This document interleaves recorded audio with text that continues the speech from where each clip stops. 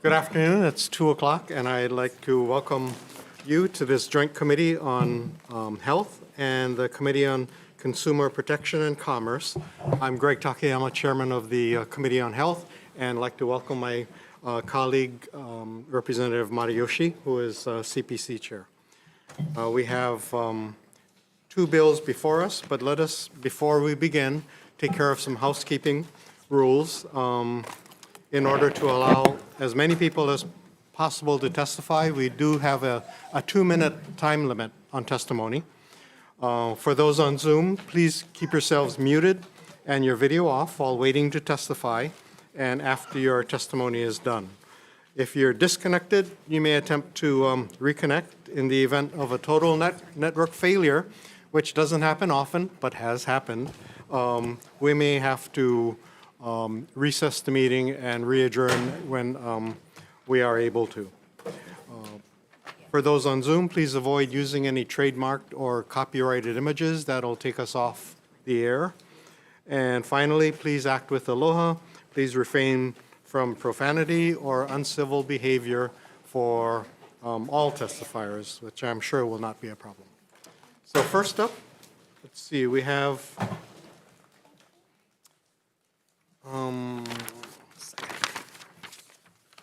first up, we have House Bill. Both bills relate to midwives. First bill is House Bill 1194, and the first testifier we have is from the Department of Commerce and Consumer Affairs, DCCA.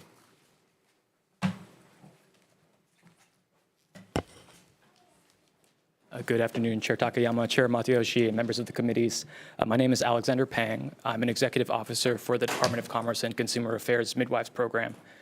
We stand on our written testimony supporting the intent of this bill and offering comments, and we're available for questions. Thank you. Thank you. On Zoom, I believe we have from the Maui County Council, Councilman Keani Rollins Fernandez. Not present? In opposition. Hawaii Home Birth Task Force Chair and Collective, Christy Duarte.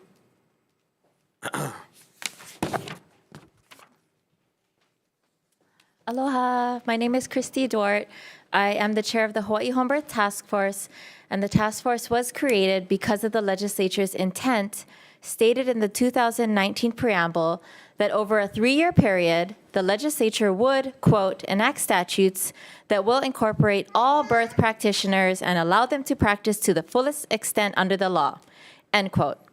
I am in strong opposition to HB 1194 because it does not incorporate all birth practitioners and lacks clear statutory protections for religious, traditional, cultural practitioners and birth attendants who do attend, supervise, and assist in births. Number 2, I wanted to clarify any confusion there may be about the auditor report. Right now, only an auditor summary has come out. Right here, it says the report is still pending, and it did not require mandatory accreditation in it. Rather, it did recommend mandatory licensure, and I wanted to point out that doctors who have mandatory licensure have exemptions, and nurses who have mandatory licensure also have exemptions. So it's important that with midwives, they also have exemptions with mandatory licensure in place. Lastly, I serve as the president of the Hawaii Home Birth Collective, which represents the largest membership of licensed midwives under this law in our entire state. We are in opposition only because it places restrictions on our licensed midwives by not allowing them the ability to practice to their fullest extent. We respectfully request that you defer this bill and pass instead HB 1328 with its clear protections and ability for our licensed midwives to practice. Mahalo, and I will be here if there's any questions. Thank you. Thank you very much. Next, we have the Hawaii affiliate of the American College of Nurse Midwives. Aloha. Thank you for having this hearing. It's a momentous day to have a whole session for 2 midwifery bills. My name is Margaret Reagan. I am representing the board of the Hawaii affiliate of the American College of Nurse Midwives. I'm the secretary. I am also the only certified midwife in the state of Hawaii. We strongly oppose HB 1194 on the basis that it does not reflect national standards of ACNM, nor state standards established for APRN CNMs, which is how it is in Hawaii, because a CM is equivalent to a CNM. So in Hawaii, it's an APRN CNM in the provision of midwifery care. And we pulled, in our work with ACNM National, we pulled from Hawaii Administrative Rules 89-C language to establish our equivalents.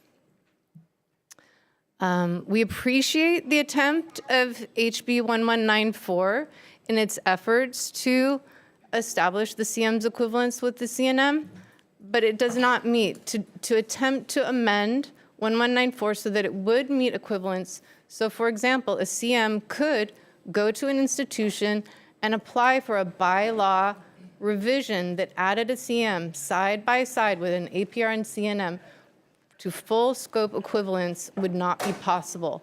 It would have conflicts with Medicaid reimbursement and as well as obtaining prescriptive authority.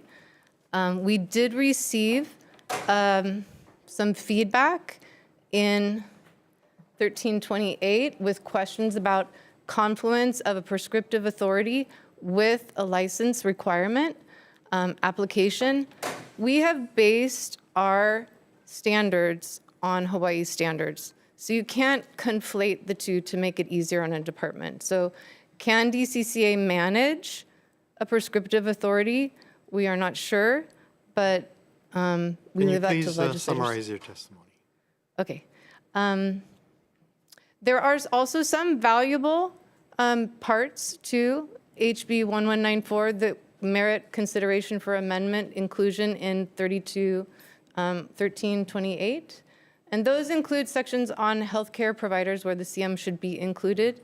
And we also included that in our written testimony, a direct quote of ACNM National on telehealth.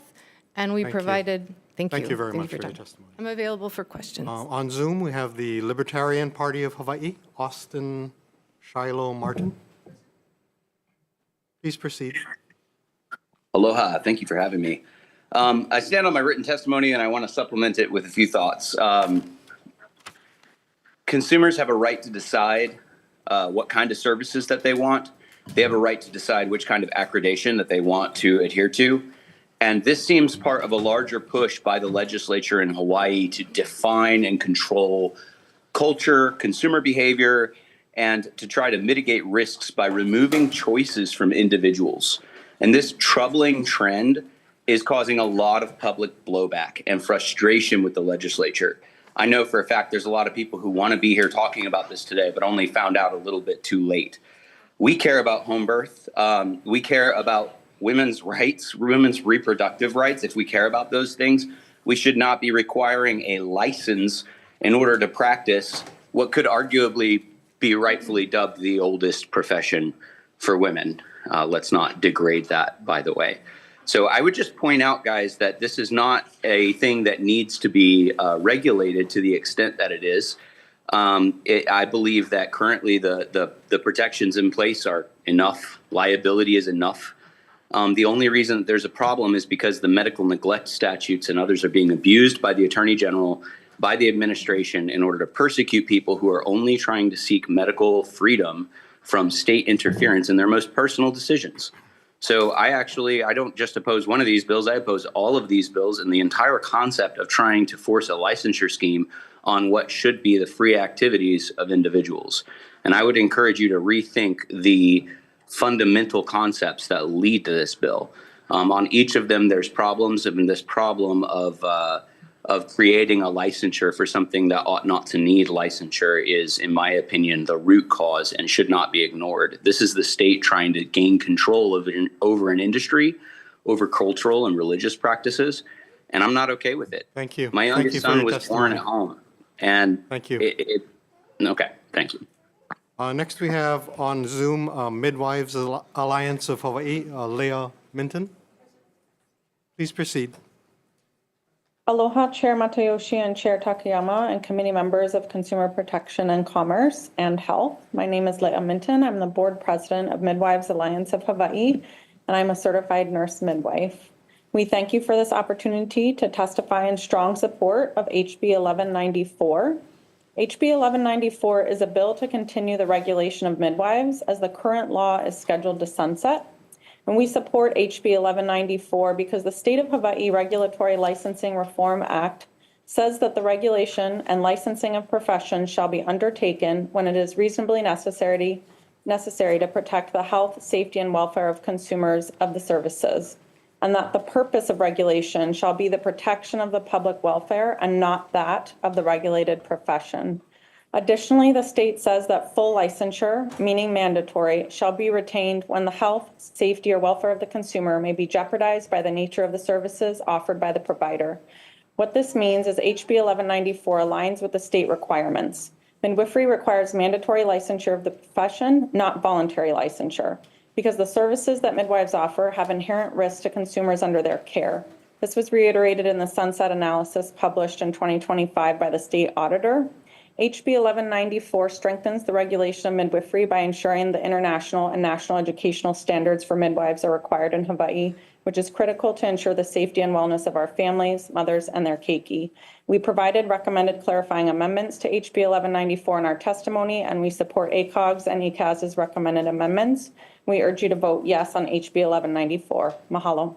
Thank you. Next on Zoom, we have Malama Napua Ohamea, not present. Ohia Midwifery, oh, I'm sorry, are you here in person? Thank you.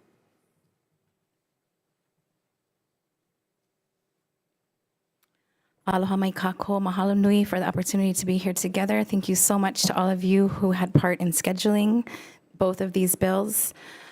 My name is Ki'ina Niokalani Kaho'ohanohano, and I am in strong opposition to 1194, HB 1194, although I am very grateful for the attempt and also very much looking forward to creating more positive solutions, because that is what we need. So I do appreciate the attempt. There are so many flaws that I'm not going to list them all. I think they've been very eloquently stated through so much testimony. So I just want to say that I'm here. I've been here for over a decade, and I would really like this to end. I think that most of you probably have that in common with me. So let's come up with solutions. Let's see you folks as the champions of this issue this year. Let's make the changes that need to occur so that our families are no longer struggling. I reside in Maui County. Maui County, again, not just being Maui with one hospital, but being Lanai and Molokai. We already have a maternal health care desert affecting Native Hawaiians and Pacific Islanders with the highest maternal deaths of any other race, of any other people. We are already 50th in the 50 states in prenatal care. And the list goes on and on as far as statistics to show that we need solutions. The solutions are not to create limitations to access to care, especially in rural or low-income areas, which for over 20 years I personally have served with very safe and solid, beautiful births, outcomes. The most harm I've ever seen is outside of the home. And at the same time, I want you to know how grateful I am for the folks that are there to catch you when you fall in all the ways. I'm super grateful for all of our medical interventions and technology that we do have. But birth is an innate process. Thank you. I am a mother of 5 home birth babies. I have caught hundreds of babies and always had beautiful outcomes. I work in communities that need me and do not have any access to care otherwise. Can I ask you to please conclude? Thank you so much, Pao. Thank you so much. Ohia Midwifery Wellness. Aloha again. My name is Margaret Reagan. I am the owner and staff midwife at Ohia Midwifery and Wellness in Kealakekua, Hawaii. I am speaking on behalf of my partnership with 2 other CPMs. We are a group practice, which includes a certified midwife and certified professional midwife. We support the continuation of a midwifery licensing program for the benefit of public interest. We are aware of the widespread provider shortage throughout the state. We are concerned that HB 1194 does not establish access to care as integral to public safety. HB 1194 limits access to routes to nationally recognized pathways to credentialing, and for license maintenance, places further restrictions on the CM and CPM as compared to what is expected of other practices such as an APRN CNM. HB 1194 does not establish our credentials to the national standards of ACNM nor NARM under ICM recommendations. Neither in definition nor scope does it enable us to practice to the full extent of our credential, including prescriptive authority based on our credentials, and it does not pave the way for insurance reimbursement, so we continue to act on a cash pay basis. Previously, I worked in an institute, a birth center, where I was fully credentialed in all insurances and provided full scope care. I worked through COVID, and we served all people in a pandemic. If this was to happen again, we would not have a provision to serve all of the people who had no money to pay. And we saw this during the Maui fires and how deeply needed were the licensed midwives and all birth attendants. Our practice participates in the provision of precepting for midwifery students to achieve their credential to serve the families of Hawaii. We support legislation that allows for state-based students to achieve credentialing to enable them to serve the communities Thank they you. reside. I'm going to ask Thank you you to for your please time. wrap up. Thank you so much. Birth Believers, Rebecca Botello.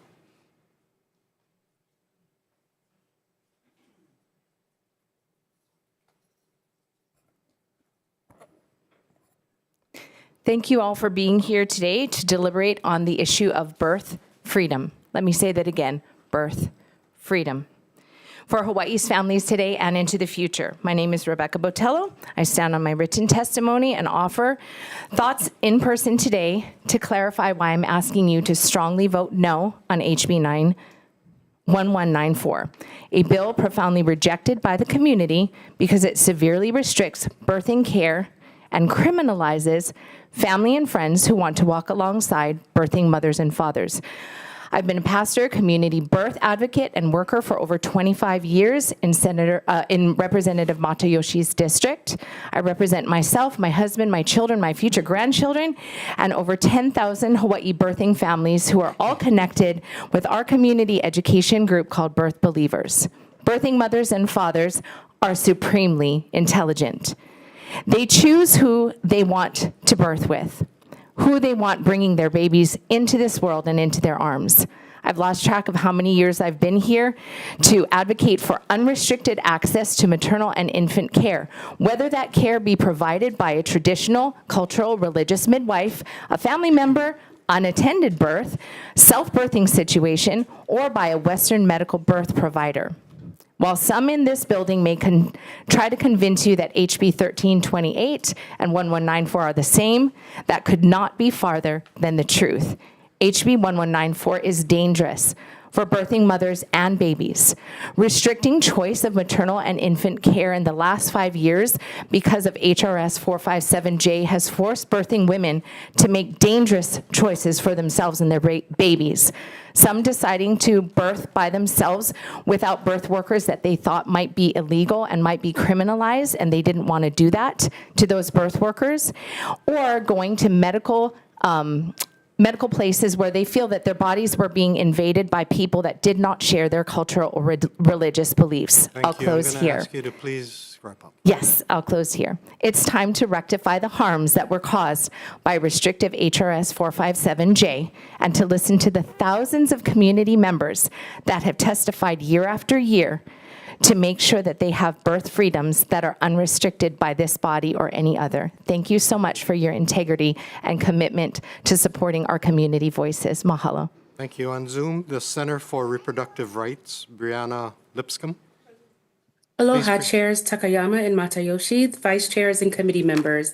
My name is Brianna Lipscomb, and I'm the Senior Advisor of Maternal Health and Rights at the Center for Reproductive Rights, the only global legal advocacy organization dedicated to advancing reproductive rights. And I'm testifying in opposition to HB 1194. HRS 457J, the state's current midwifery restriction law, is unconstitutional, which is why the Center for Reproductive Rights, the Native Hawaiian Legal Corporation, and Perkins Coie brought a lawsuit challenging it. The state legislature now has an opportunity to strengthen recognition of reproductive autonomy, indigenous rights, and maternal health equity by creating a midwifery law that is better tailored to address Hawaii's maternal health needs. HB 1194 will not end the lawsuit or resolve the concerns raised in litigation. Instead, HB 1194 infringes an individual's rights to make deeply personal decisions about pregnancy and birth. It imposes harmful restrictions on Native Hawaiian maternal health practitioners. It restricts access to skilled maternal health providers that communities already know and trust. It arbitrarily allows some certified professional midwives to obtain licensure while denying licensure to others who have earned the same credential. It ensures Hawaii's dependence on a small and diminishing number of midwifery schools located in the continental U.S. while denying current residents of Hawaii the opportunity to become a licensed midwife without leaving the state. And it subjects licensed midwives and their clients to poorly defined data collection requirements at a time when reproductive health data is increasingly weaponized. Midwifery laws should create an enabling environment for the realization of human rights, rejecting efforts to further inject fear, stigma, coercion, and criminalization into reproductive health. And it should protect reproductive health choices and resources rather than taking them away. You all have multiple midwifery bills before your committees today. HB 1194 is not the solution. Mahalo for your consideration. Thank you. Next, we have Banyan Birth, Taylor Hamill. Not present. Pacific Birth Collective, Kiana Rowley.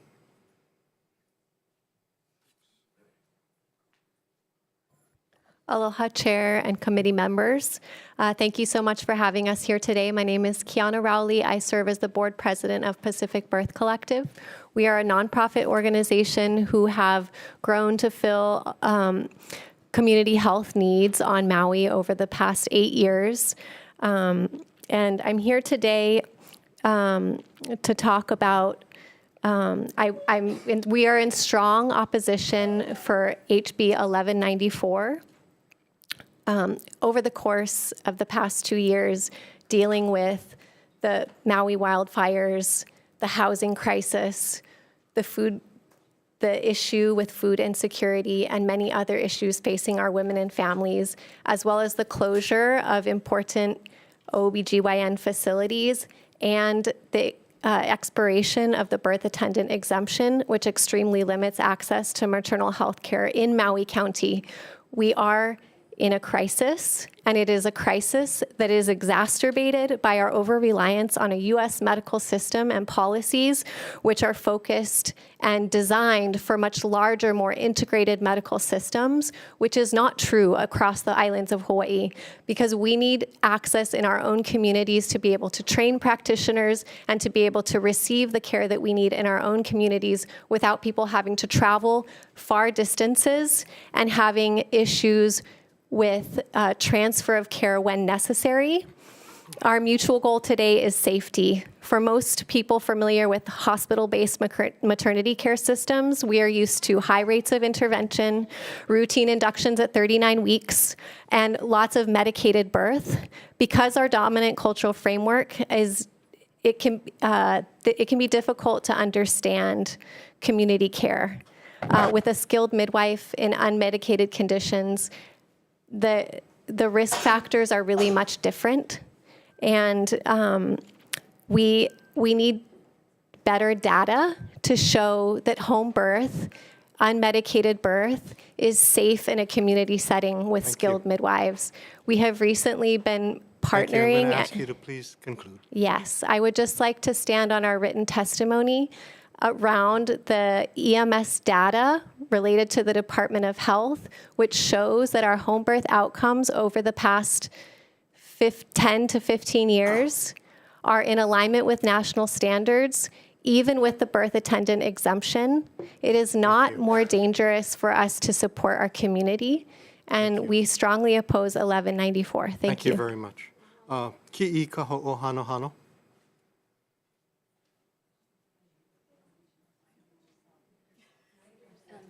Did I? Oh, I'm sorry, you already testified? Okay, I don't know, must be under a different, okay, Papa, wait, 1 second. Papa Ola Lukahi.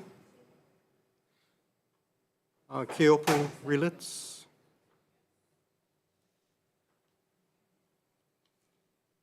Aloha, chairs, vice chairs, members of the committee. My name is Keopu Relitz. I'm the Director of Policy and Strategy with Papa'ola Lokahi. You have our written testimony, and we're here for any questions. I do want to note that our written testimony for both this and the other bill is strictly considering how it impacts our Native Hawaiian healers, our traditional Native Hawaiian healers, as is defined in both federal and state statute.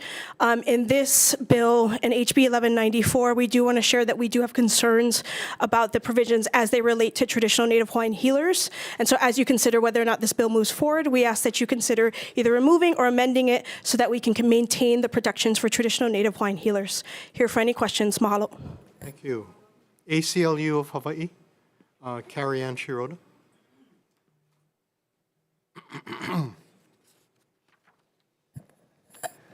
Aloha, Chair Takayama, Matayoshi, and committee members. Carrie Ann Shiroda, Policy Director on behalf of the ACLU of Hawaii.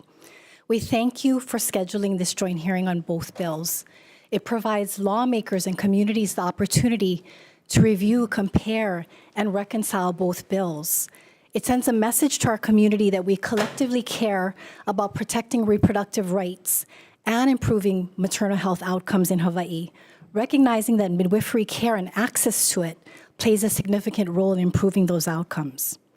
Given ACLU Hawaii's mission to protect our Constitution, we are submitting testimony in opposition to this measure, and we're going to focus on those specific provisions. Number one, at the heart of this measure is reproductive rights, which includes protecting one's right to choose where, how, and with whom individuals experience pregnancy and childbirth. This also overlaps with the constitutional right explicitly protected in our Constitution to privacy. The bill continues to restrict these reproductive rights by excluding the apprenticeship pathway to midwifery licensure, despite the fact that NARM, the North American Registry of Midwives, which issues the Certificate for Professional Midwifery Credential and is accredited by the National Commission for Certifying Agencies. Of note, 27 states and Washington, D.C. allow for this apprenticeship pathway upon successful completion of the NARM exam that even individuals that pursue a midwifery schooling are required to take, which means that whichever pathway, there's still a basic minimum of qualifications. Less pathways to midwifery licensure means less access to midwifery care amidst the maternity desert in Hawaii. It also means less workforce opportunities for those in our community that are unable, to various reasons, to travel to the continent to a midwifery school for finances, because maybe they're taking care of other families members. As drafted, the bill violates Native Hawaiian traditional customary practices, which is affirmed in our Constitution and case law. And we have a please conclude. Yes, and we'd also like to note that there are clear exemptions that if this bill proceeds forward, we would like to see included so that individuals and groups are not subject to criminal fines and penalties, that we include an exemption for Native Hawaiian practitioners, religious and cultural practices. There is the right to practice your religious beliefs within the context of birthing. Thank you. Birth attendants, but also requiring DCCA, requirements for disclosure, as we talked about, doulas, lactation specialists, and extended Hanai family. Thank you. Can you please wrap it up?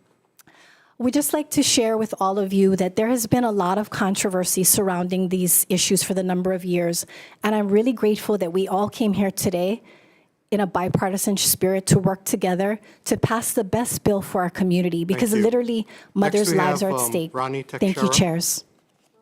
Ronnie Teixeira.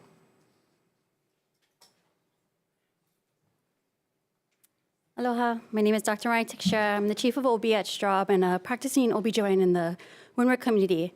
My testimony is not representative of Straub, but as a physician, a concerned community member. I strongly support HB 1194. OBs and midwives alike agree that a woman should be able to make her own decision with informed consent as to where she'd like to give birth.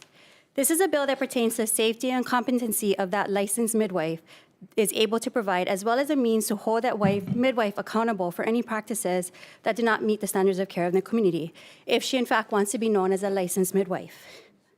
The reason physicians are so passionate about having midwives licensed is because of all the preventable bad outcomes we are seeing in the hospital every year.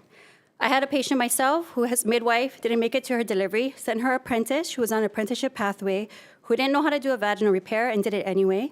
If that apprentice midwife had the proper training or had just sent her into the hospital for the repair, she would have been fine, but I believe she lacked the training to know when to send that patient into the hospital. I had another patient who was allowed to labor with a headache and elevated blood pressures, which are clear signs of high blood pressure of pregnancy that could lead to preeclampsia.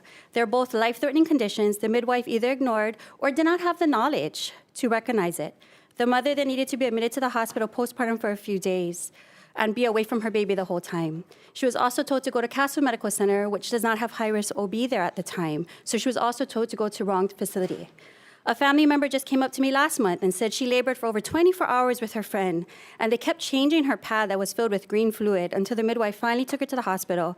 She ended up with a C-section and was septic. Her baby was transferred to the NICU, and they didn't know how to report that midwife. They were so upset, but they didn't know where to go. Those were all clear signs that a baby and mother were in trouble. The other concern I have is for the babies being born at home. The majority of the complications that come to the hospital actually involve the baby. Most babies will live, but I can't say what kind of quality of life that child may have. This is actually one of the reasons OBs are held accountable for up to 18 years after a child is born. I don't believe this is a Native Hawaiian issue. Native Hawaiian practices are already protected by the Constitution. It's very easy to make many issues Native Hawaiian, which upsets me as a Native Hawaiian. I just think, I'm gonna wrap it up. We just can't rely on our apprenticeship pathway. Women, health is changing. Women are dealing with diseases that our former practitioners, midwives, did not have to deal with. We have increased diabetes, high blood pressure, obesity, gastric bypass, multiple gestations, advancing maternal age, and they all come with complications. So we can't just rely. We have to have good standards of care. Thank you, Doctor. Thank you. On Zoom, we have Bliss Kaneshiro. Please proceed. Hi, my name is Bliss Kaneshiro. I'm a practicing OBGYN, and I've been practicing in Hawaii for the last 18 years. My views are my own and don't represent any of the hospitals that I currently practice at. I'm here because I personally cared for patients who were harmed when an unqualified provider attempted to deliver their baby. I've cared for many of these patients, and one of them stands out to me. She was a woman who was laboring at home for 3 days and came in after her baby passed away sometime in labor. The thing that stands out to me is how she described her baby's fetal heart rate. She said the attendant was periodically monitoring the fetal heart rate, and she and her husband could hear it. She described it to me. At first, the heart rate went down only with contractions, but then it stayed down for longer, persisting even after the contractions finished. These sound like late decelerations, which means that the baby's not getting enough blood flow. As her labor went on, the fetal heart rate decelerations got longer and stayed persistently low until they could no longer find the baby's heartbeat, and that's when they decided to come in. She said that she questioned the person attending her birth and asked whether the baby's heart rate should be so low, and was repeatedly given reassurance and told to wait a bit longer. Birth should be an empowering experience, and this includes providing women with the information they need and access to trained providers. Of note, because she delivered her baby in the hospital, this fetal demise was recorded as a hospital birth, even though the events that led to the demise took place outside the hospital. I support patients being able to deliver their baby with the provider they choose in the place they choose, including their home, but they deserve accurate information about their provider's qualifications, and they need providers who can accurately assess the clinical situation and recognize when it's appropriate to come to the hospital. I'm in strong support of House Bill 1194 because it supports patient choice. Thank you. Thank you, Doctor. Next up, we have Alana Koa.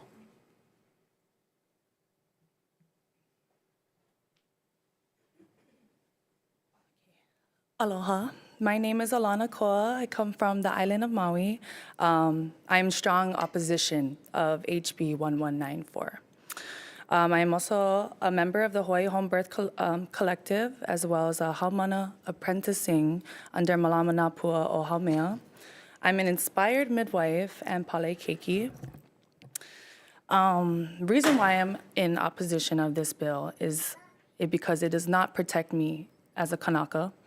It does not protect my cultural rights. HB 194 will make all customary practices regulated by the state, if no one knows that, overriding our rights in the Constitution to practice. It limits pathways of getting licensed. For people like myself, it's going to be really hard to. I have to move off island, spend a lot of money, and learn in an area that is foreign to me. It restricts our licensed midwives here. And we are in a crisis, and this bill, 1194, will amplify the problems rather than solving the issues. I'm here for the wahines and the families that have traumas and are not happy with the medical health care that we have here in Hawaii and on Maui specifically. There is a midwife for everyone. And it is the choice of the person giving birth of whom, where, and how they want to give birth. It is their choice. They should not be getting consent from somebody else of how they want to give birth. And I am a mother. I gave birth alone in the car. I had my own traumas with our healthcare. But I remember who was there for me. And it was my mom, my aunties, family members, midwives that were the only ones being able to reach me and give me the care that I needed. So I had a really good experience with midwives, and I've seen a lot of great experiences with them too. And I hope that there can be a choice for everyone to have that experience of that, and that care that everyone's accessible to. Thank you. Mahalo for your time and your consideration. On Zoom, Dr. Cassandra Simonson. Please proceed.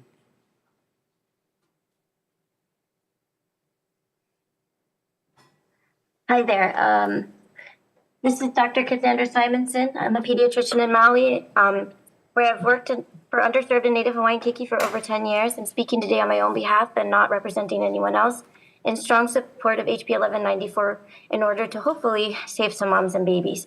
I recently had a lovely family bring their baby to me at about a month old. The mom was so excited to show me a video of her home birth. She delivered standing, and I watched baby slip right out onto the floor. And I have delivered 5 babies myself. They are so slippery. That part didn't worry me. What did was that the lone birth attendant, I don't know who, continued to work on mom, pulling hard on the umbilical cord to try to remove the placenta, while the baby on the floor was blue, not moving, not breathing, getting colder by the second. I watched time tick by on the video, and finally, no one told him to, but the dad went over and picked the baby up, gently rubbing its face in its chest, and it finally gasped for air. The family felt this was an amazing natural experience.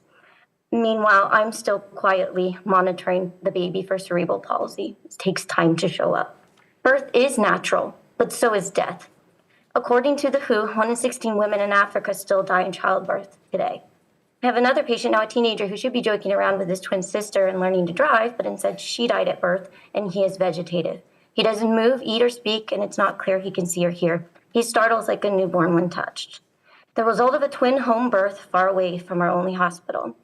I often have moms come to me after home birth very scared. Most often their milk isn't in, baby is weak or has turned yellow from jaundice, and the home birth package they signed up for that was supposed to include newborn care, they didn't get because they couldn't pay. They feel abandoned. Home births and newborn care are being sold to moms, but birth is not a you get what you pay for situation. This bill, HB 1194, will help put up a guardrail that sets standards and has accountability. Guardrails are needed for very slippery babies. Thank you. Thank you, Doctor. Also on Zoom, we have Sierra Dew. Sorry, not present. Nadine Ortega. Nadine Ortega, not present. Penelope McKenzie.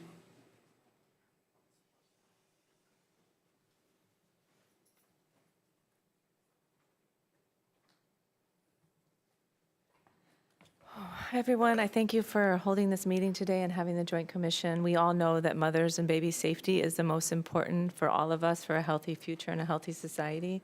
Hawaii has shown excellence of care, and prenatal care, postpartum care has been excellent in the Hawaiian Kingdom. I'm strongly in opposition to HB 1194. It's completely based on clinical midwifery and excluding all other midwiferys outside of a Western model of care. We should have all midwives. All midwives need to be respected. All midwives have a place to their full capacity of care. HB 1194 devalues and erases the spectrum of what a midwife is, what they do, and how they are trained. I hear these OBs, I hear these stories of unsafety. I work in domestic violence. The amount of stories I hear from the women being violated, harmed, and neglected in this medical system is unbelievable. I also know so many midwives that stay up in the middle of the night and take care of those babies while the medical establishment does nothing. So this safety concern, we're all concerned about safety, but it's not about this blame or that blame. The mothers and children need to be the priority, and this bill creates a further maternal health crisis. A midwife is broad, clear, and clinical midwives and traditional midwives working together is what we need. We need prayer, we need safety, we need accountability, and this bill does not create safety. It does not protect reproductive rights. And the consent of the birthing person is not the focus at all in this bill. There is no evidence that restricting midwives makes anybody safer. ACOG gives a statement, 60 to 80% of unnecessary deaths are happening in our hospitals. These numbers of death, the maternal crisis is in the hospital, it is not home birth. We need everybody. We need everyone to work together. And a midwife is a global spectrum. It is not a clinical setting. It is a global person that takes care. We see midwives from around the world. And this Western model of racism, eugenics, and violence that's happening has to be stopped. Please oppose 1194, as this is not the solution to ending this maternal health crisis. Thank you. Thank you for your time today. Next, we have Rachel Cornell-Strumpf.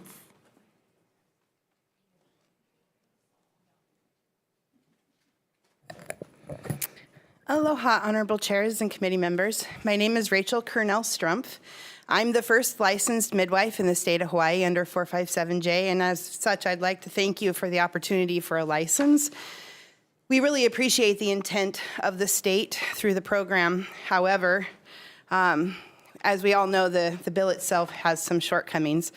I do appreciate the attempt of rectifying those with HB 1194. I will say, I'll start off out of the bat saying what I like about the bill. I love the global authority signature. That's wonderful. It allows us to put our patients on TDI if they're having, issues pre-birth or something like that. But so that was really a really Pono thing to put in there. However, where it falls short is more than 50% of the certified professional midwives are PEP trained. The portfolio evaluation process is how I myself obtained my certified professional midwife credential.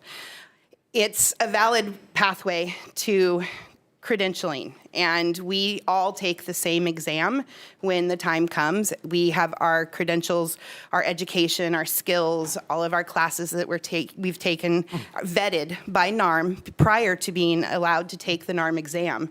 But the NARM exam that's issued, whether you've gone to a school or you've been apprentice trained, is the same.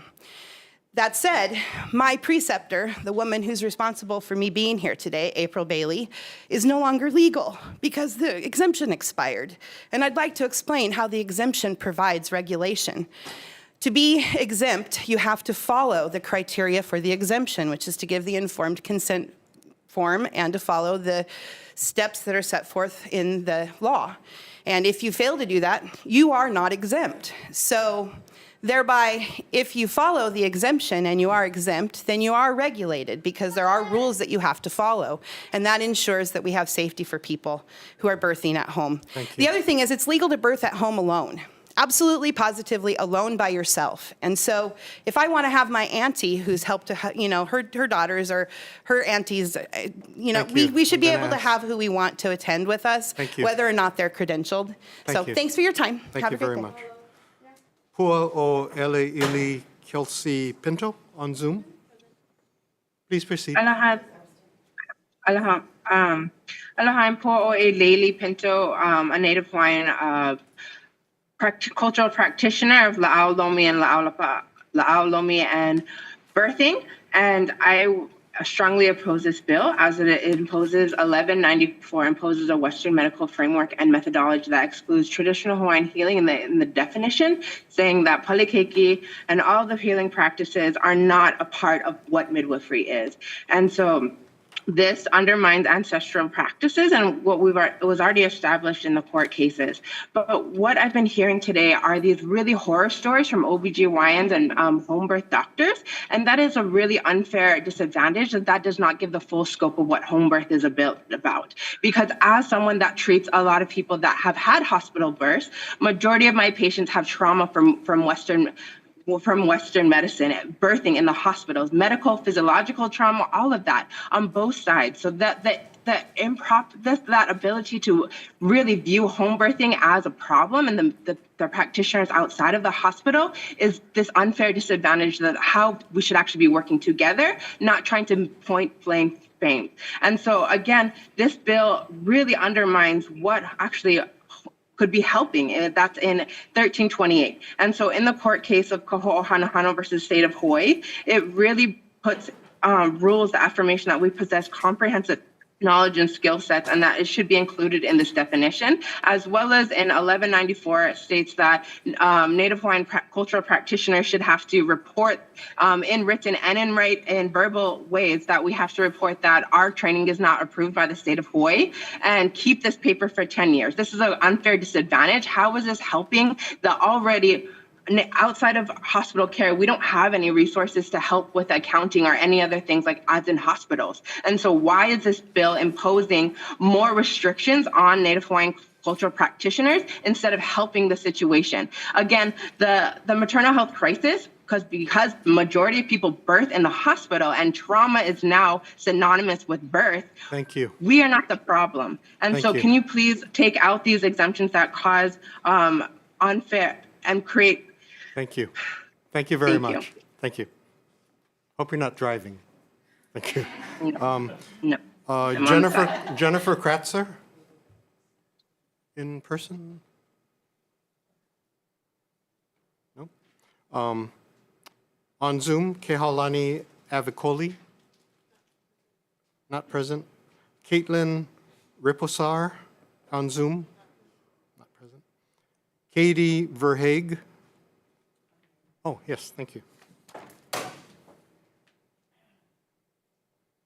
Aloha, I'm here from Maui. I am a traditional midwife from Maui since 1981, so I guess I'm the one that you guys are kind of looking at to what's going on.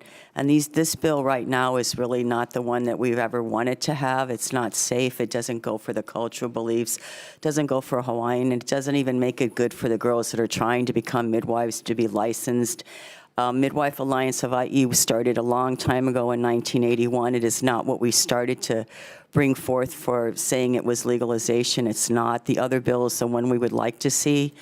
I have daughters and I have 8 kids and 13 grandkids, so we live on Maui. A lot of these people, they just want to have births to choose who they want, how they want to birth, and be safe. We love our hospital, Maui Hospital. It's the only one we got, and our doctors have pretty much, you know, we're all here together to be part of one, and this bill's not the bill to look at. You need to look at the other bill, and thanks for your time. I didn't really know what to say to you guys because you hold so much power, but this isn't the one for the people of Hawaii.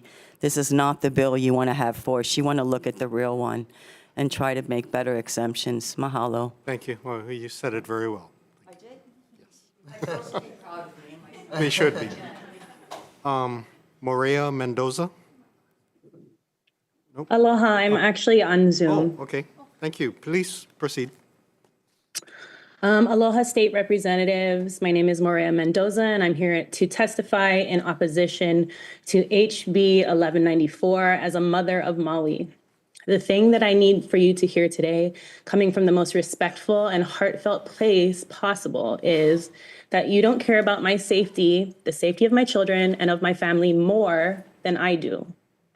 You don't care about the safety more of of my family more than I do, just as I could never claim to know more about the deeply personal details that you make for you and your families. We're all here today to contribute what we can to a discussion about a midwifery program that is in dire need of reform. But what I want you to have in mind is that mothers like me from all around the state are the ones that are directly impacted by this law, not just the professional livelihood of unlicensed birth workers. It should be at the forefront of your minds today that we are making decisions that have the potential to hinder a person's right to reproductive freedom. Reproductive freedom is not only the choice not to reproduce, but is also to have autonomy over our own decisions about our own bodies and who has access to them. And so when I say that it feels safest for me to choose an unlicensed traditional provider with over 20 years experience, who is recommended by my chiropractor, who has delivered my cousin's babies, over a licensed provider who has just moved recently to Maui, who has been practicing for maybe 5 years, reproductive freedom would mean that that's my decision to make. It is important to note that HB 1194 is inherently against reproductive freedom because it imposes restrictions that ultimately limit an individual's ability to make personal decisions about their reproductive health by creating barriers to licensure that are felt most deeply by the midwives of our communities. Not all traditional midwives are Hawaiian, and this bill neglects to protect midwives of other cultures. Additionally, it narrowly defines what family members are allowable at a birth, which is a major overstep of personal freedom. I would like to thank the chairs of the committees for scheduling both bills for hearing. I know that just based on the number of representatives here today that are introducers of this bill, that the midwifery licensure program is a great priority for you as well. Thank you. But I urge you to defer HB 1194 and instead support HB 1328. Thank you very Because much. the decisions you make today will directly impact the safety, autonomy, and dignity of birthing families across Thank you. Hawaii. Also Mahalo. on Zoom, we have Carrie Kwan, not present. Adair Ezine Dawson on Zoom. Please proceed.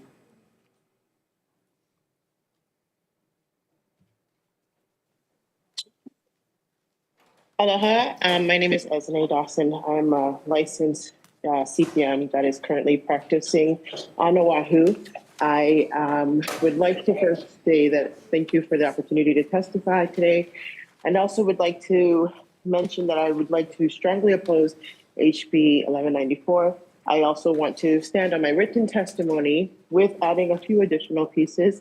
The first thing I wanted to add is that as a licensed CPM who became licensed through the PEP pathway, I am very disappointed that 1194 has focused on only one pathway to become a licensed midwife. Myself personally, I've been practicing and I've never had any of the negative outcomes that many of the testifiers have suggested are occurring with those who have been trained in a different pathway. And the last piece I'd like to add is that for every of the terrible, unfortunate outcomes that some have shared today, every single home birth practitioner, traditional practitioner, native practitioner can probably share a whole bunch more of those negative stories and outcomes. And that is the reason why our families are choosing not to go into the hospital to birth. And I just want to say that we do not control life, we do not control death, but we do control respect, and we do have the opportunity to support our communities, and we do have the opportunity to listen to the voices of the people and honor the culture of those who are around us, and listen to what they are asking for. Thank you for this time. Thank you. Thank you very much. Also on Zoom, Chris James, not present. Daniela, not present. Urzi Palko, please proceed. Hello, aloha to the members of the House of Representatives in this committee. I'm here as someone who found out about this bill, less than 48 hours ago. And when I took the time to read Bill 1194, I actually felt a sense of terror.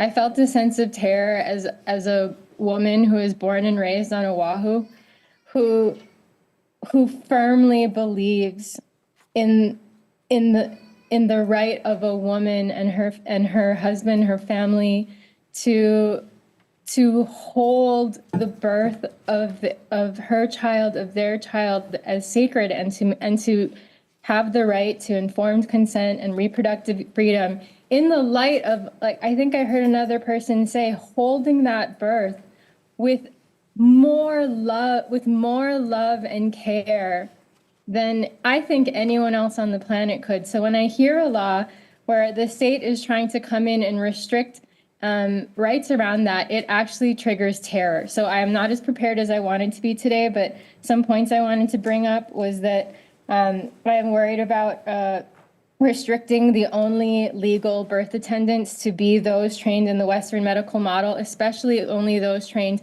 through one pathway to the Western medical model, and negating the expertise and experience of doulas and cultural practitioners who have connections in the islands. It's a small place. If you mess up as hard as some of those OBGYNs were saying, you're not going to practice anymore. The community is going to stop that really fast, and it's terrible that it's happened. But this is a small state where people talk to each other. Also, I was concerned about language in the bill that kept repeating that there was going to be a director who is going to override any national standards or anything. So it worries me, because if you put this law into place, whoever that director is, and I don't know how they would be elected, at the stroke of a pen, they could change the standards for care for births like outside of the hospital. And I don't, I would want that to be regulated somehow. Thank you. Could you please the powers conclude? of the director. Thank you very much. Next, we have Brianna Rain Kale.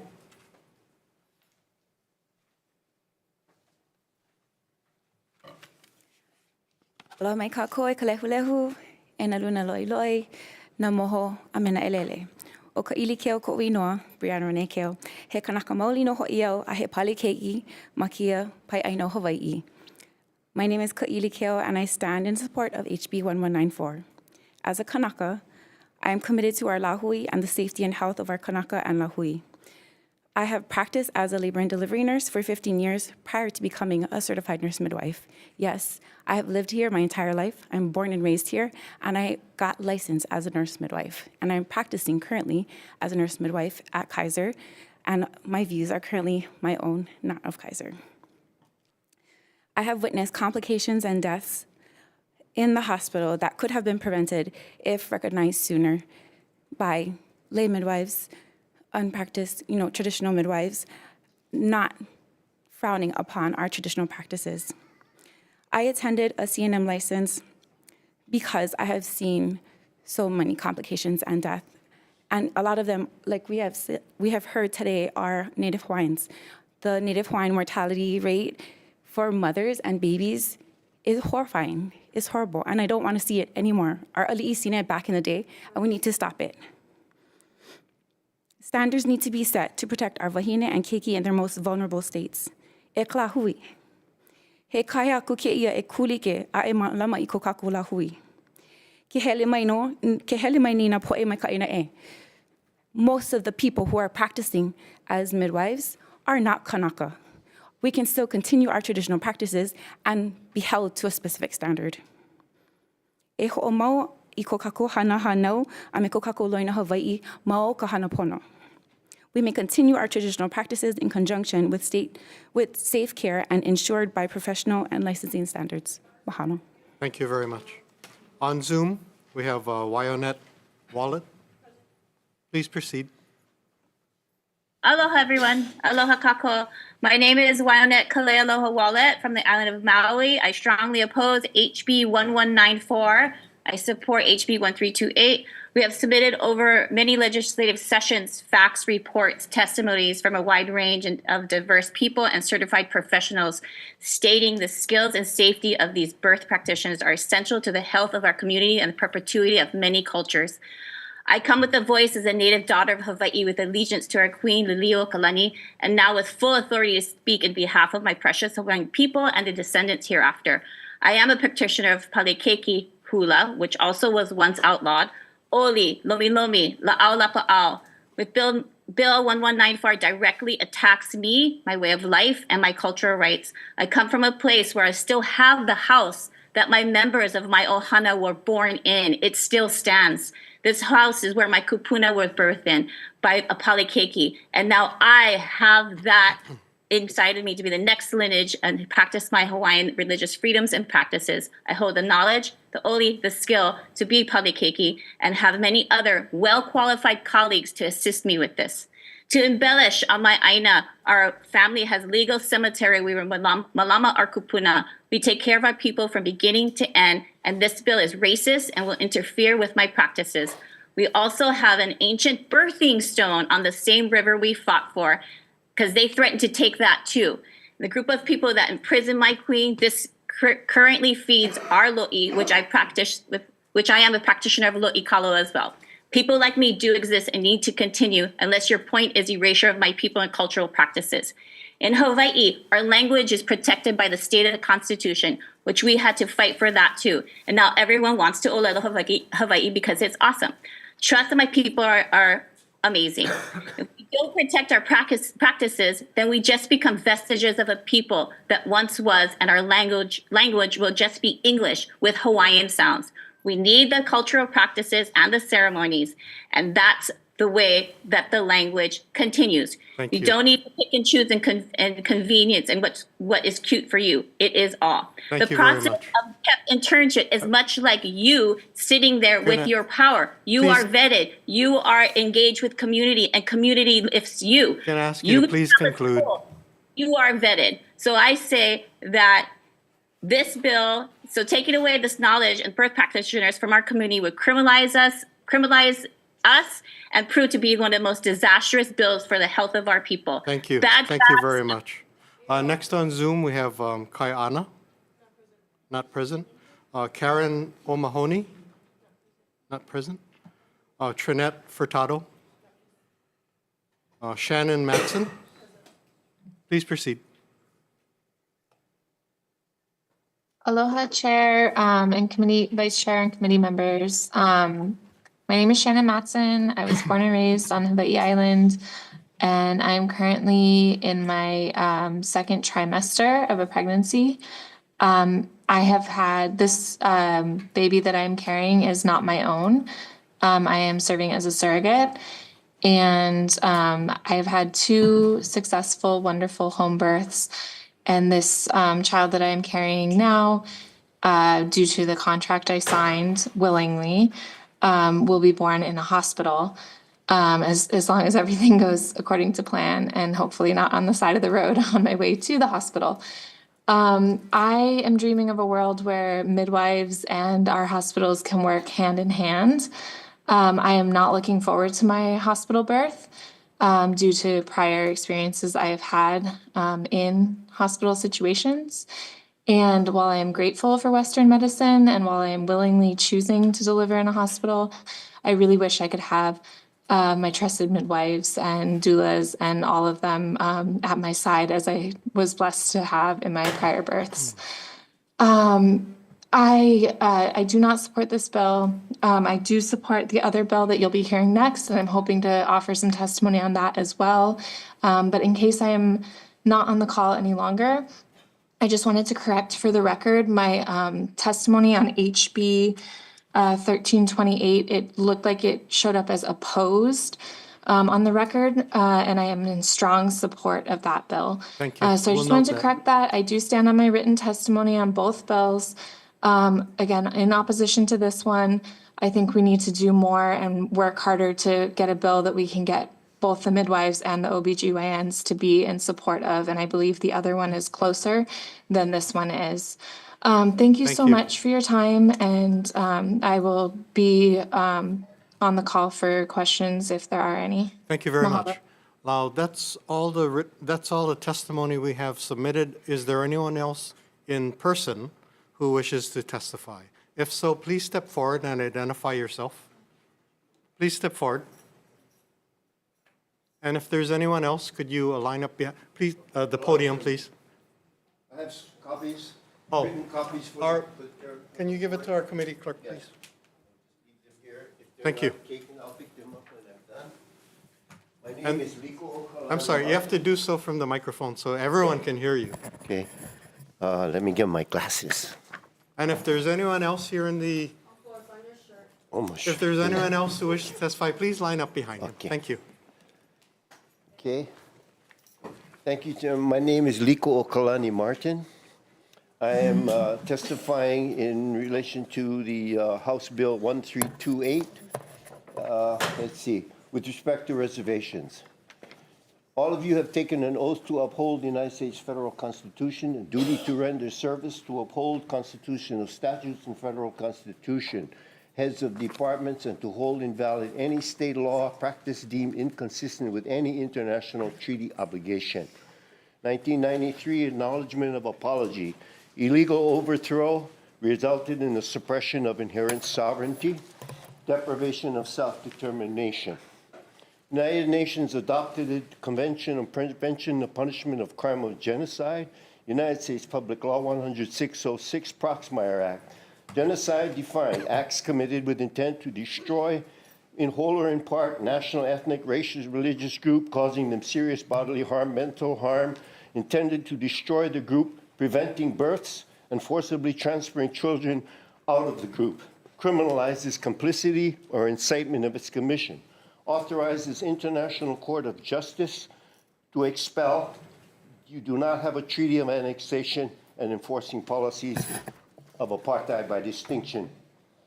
Prohibited from engaging in genocide, tried regardless whether private individuals, public officials, or political leaders with sovereign immunity. Preemptory norm, no government can derogate. May 31st, 1894, to recognize the right of the people in islands to institute their own government under a military power against which they are powerless to protect themselves. Obligation of the United States to tear down that oligarchy established by force. Perpetuating the myth of the overthrow, deceiving the honest American people of the Hawaiian Islands under a military can protect themselves. The perpetuation of the fraud. 1897, the protest of Liliuokalani, the Kue petition in a protracted and perpetuating condition of civil war by involuntary servitude. Thank you, Mr. No Martin. records exist of the formal abrogation of the treaty. In 59, equal footing. The U.S. has not fulfilled its commitment to acknowledge the ramifications. Thank you, Mr. Martin. Okay. We have the rest of your written testimony. Thank you Thank so you. much. Next up, please identify yourself. Aloha mai, my name is Violet Napuale Ilima Kapoha Elio Kamamalu Moana Liha Aorona. I was born and raised on the island of Maui and currently reside in Waiahuli Hawaiian Homes. I am an apprenticing polikeki and traditional midwife under my Auntie Ki'i Ko'ohanohano. I work in education and outreach for my community. I'm a member of Hawaii Home Birth Collective and Malamana Pua of Haumea. I am here in opposition of Bill HB 1194. Although made with good intention, is still not a solution. It not only adds additional requirements for already licensed midwives, but further requires mandatory data collection and an excess amount of additional restrictions on supervision and clientele.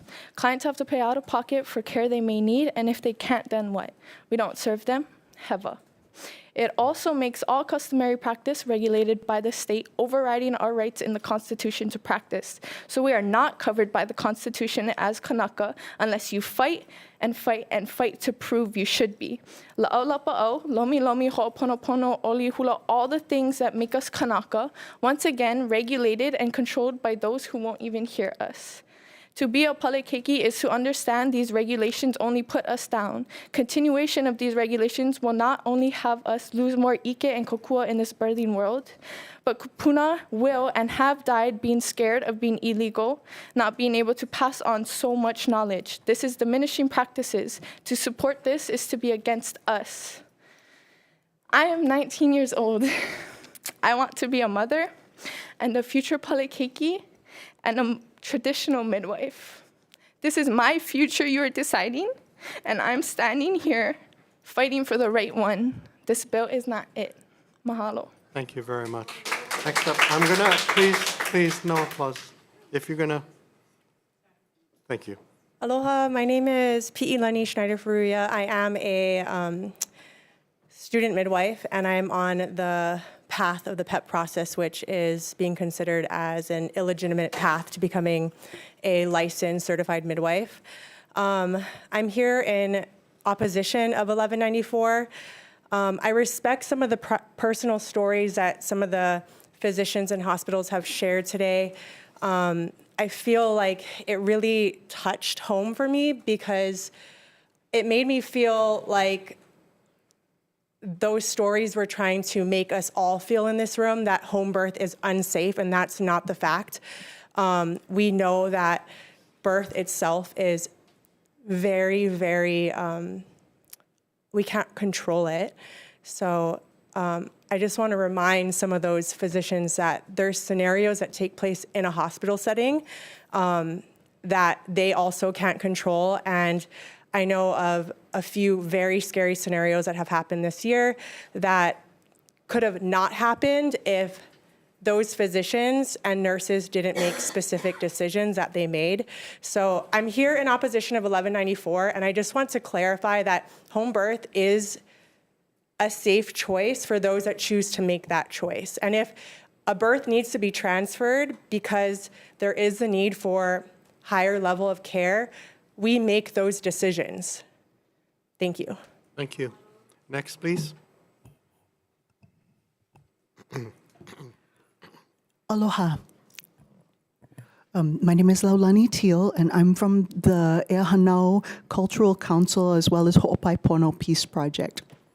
And first of all, I would just really like to sincerely thank all of you for being here and for having this hearing, particularly the chairs, Representative Takayama and Representative Matayoshi. Thank you so much for scheduling this. I know it's such a busy time, and it's really appreciated. I do want to say that as a cultural Hanau practitioner, I am one of the people who is criminalized by the existing law, HRS 457J, and by this proposed bill, HB 1194.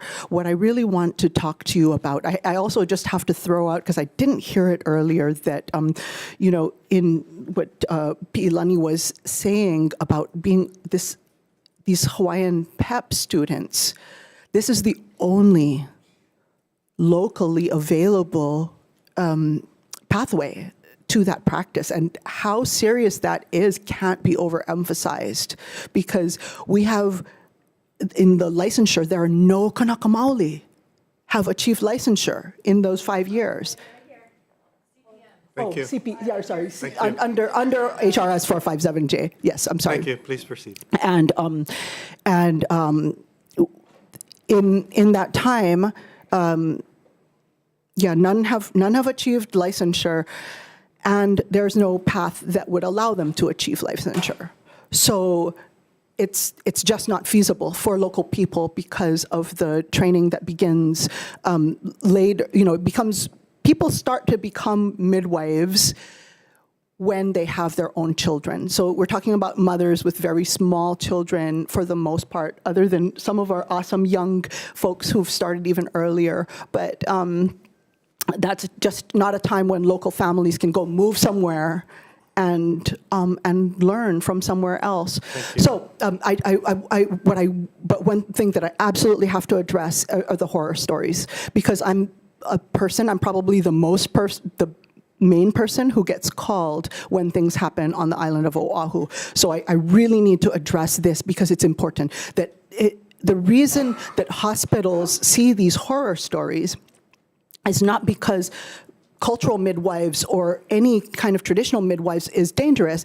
It's because there are a lot of, there's been a huge uptick in unattended births that are not attended by an actual midwife. So when they hear that there are people coming in, it is very often not midwives who are attending the births, but they're just kind of throwing it together, because as we know, when you restrict reproductive choice, then what you get is unlicensed, underground practices. Thank you for your testimony. Okay, I'll continue on the next one. Thank you so much. Is there anyone else in the room wishing to testify? Please step forward.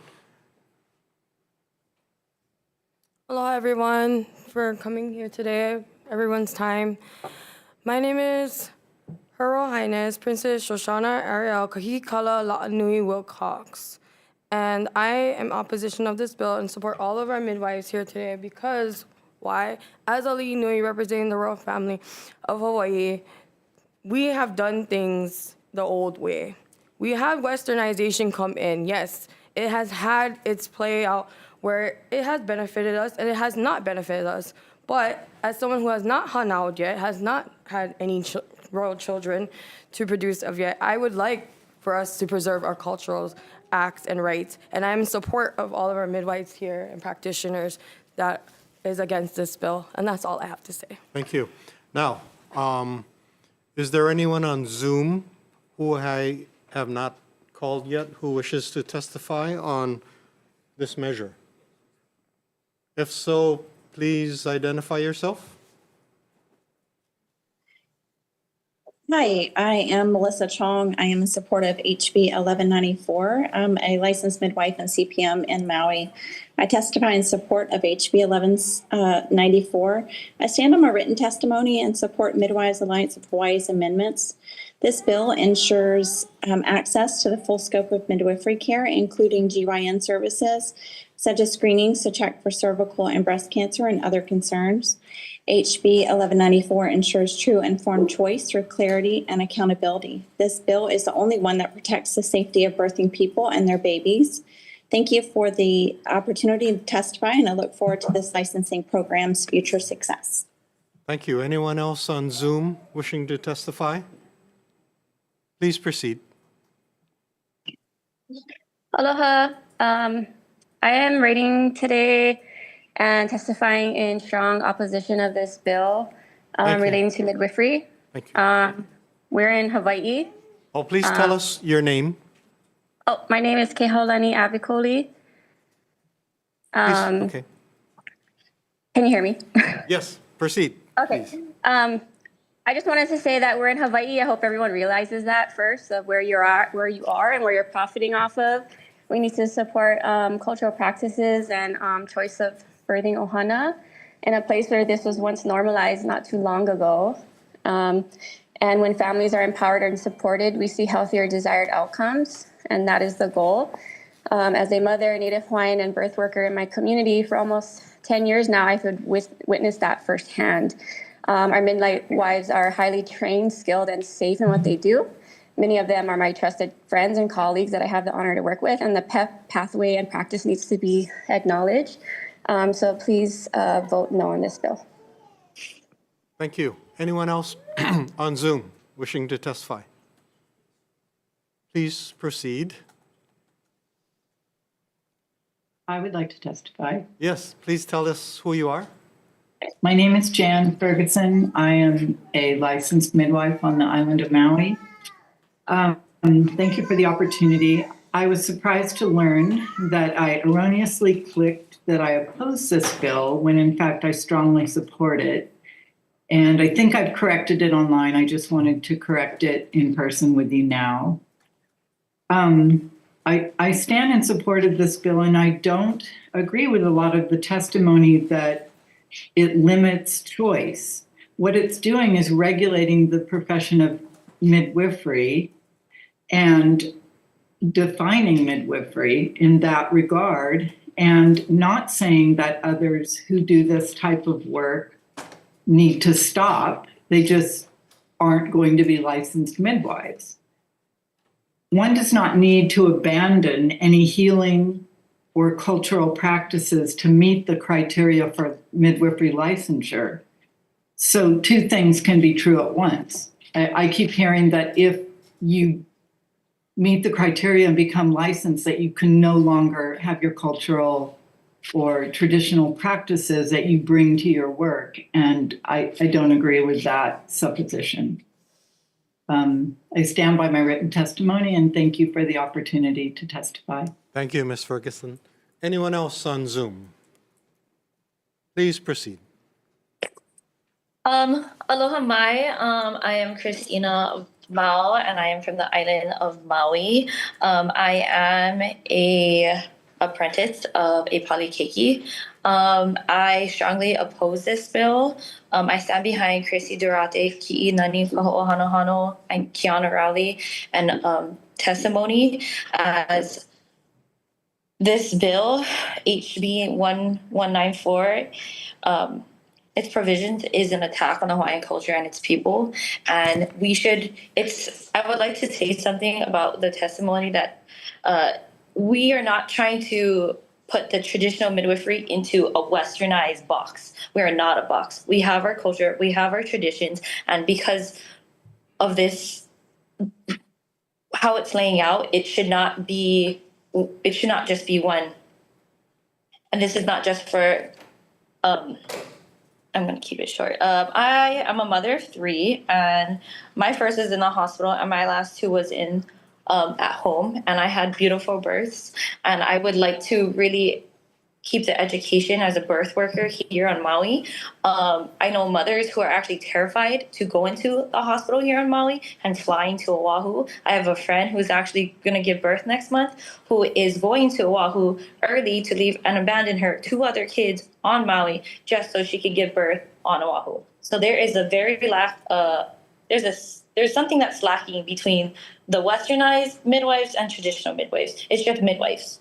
And we should all be able to support each other, and we can have our differences, but we have to agree that the person who is birthing is their choice. The person who is going to give birth and push the baby is their choice of where they want to do it and who is in the room. So, oh my gosh, sorry. Thank you. Would you please wrap it up?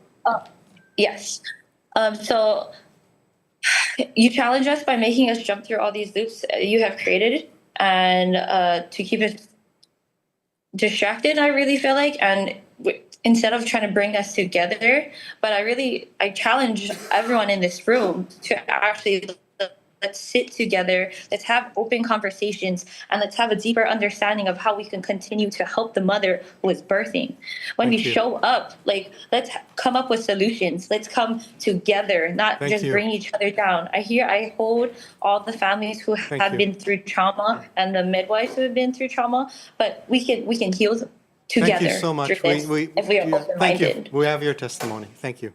Now, anyone else on Zoom wishing to testify, please. Aloha, my name is Sierra Du. I was born and raised on Maui, and I'm a current resident on Oahu.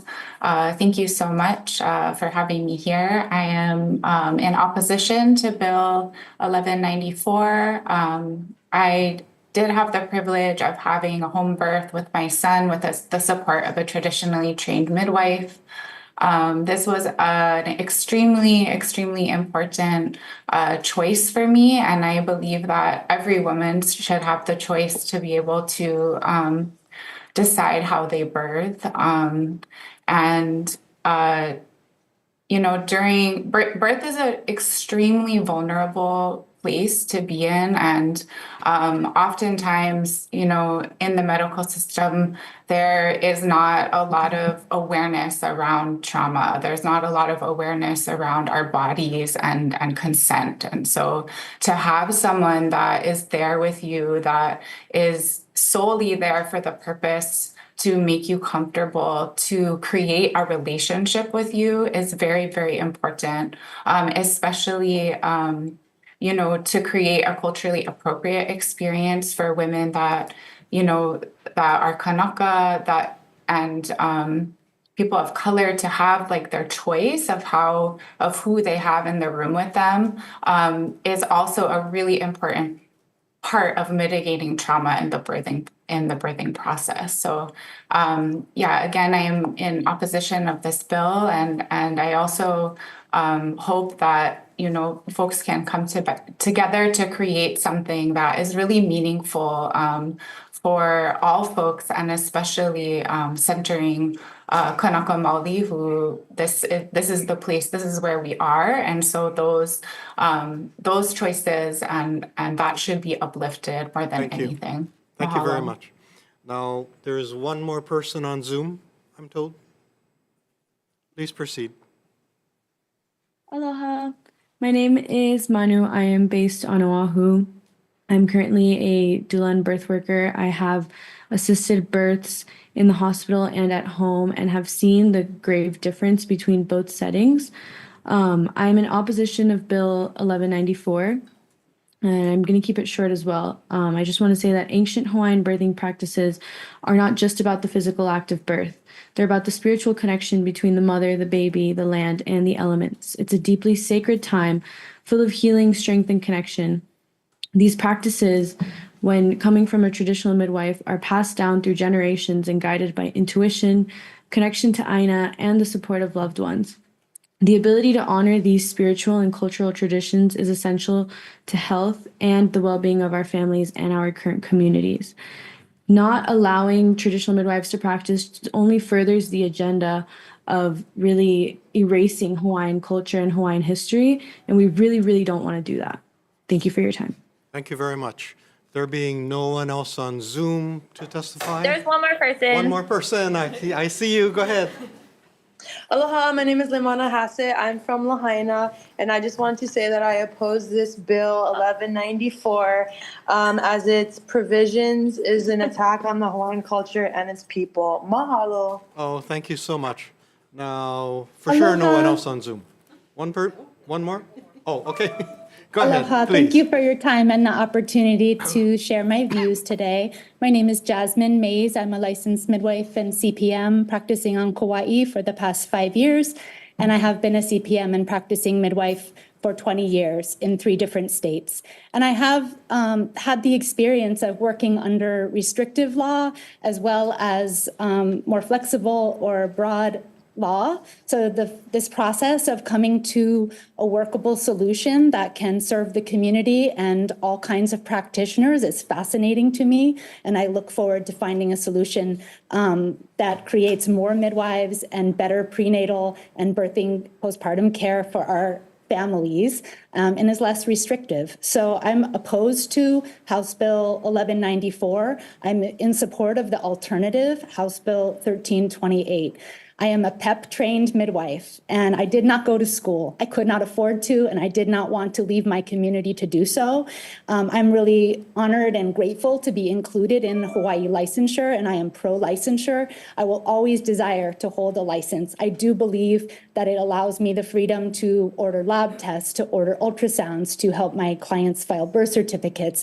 For those clients and community members who are seeking a licensed midwife, great. If those community members are seeking a traditional midwife, if they are seeking a cultural practitioner, if they are seeking palekeki, I want them to be able to find it. I do not feel threatened by these practices, and I do not believe that they dilute the safety or the reputation that I hold in my community. Our practices are different while overlapping and should be in support of each other.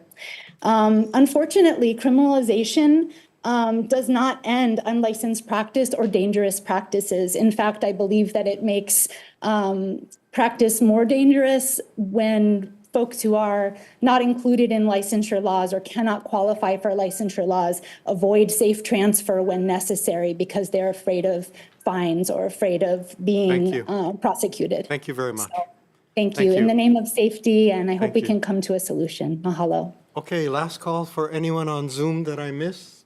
No one else. Let us move on to, I'm sorry, we finished calling everyone in person, but I'd like to move on and allow questions from members to any of the testifiers. Rapamato, please. Thank you, Chair. A question for either an OBGYN or perhaps ACLU. Let's go with ACLU, please. Thank you for being here. Definitely not an OB/GYN, so. Thank you for being here. My question is, I know you've done a thorough analysis of this legislation. Have you looked at other states and their legislation as well in your analysis of this legislation? Yes, so as noted previously, 27 of the 38 states that allow for midwifery licensure allow for this PEP portfolio apprenticeship pathway. And when you look at the states that have the highest or the best maternal health outcomes, a number of those states allow for the different pathways to midwifery.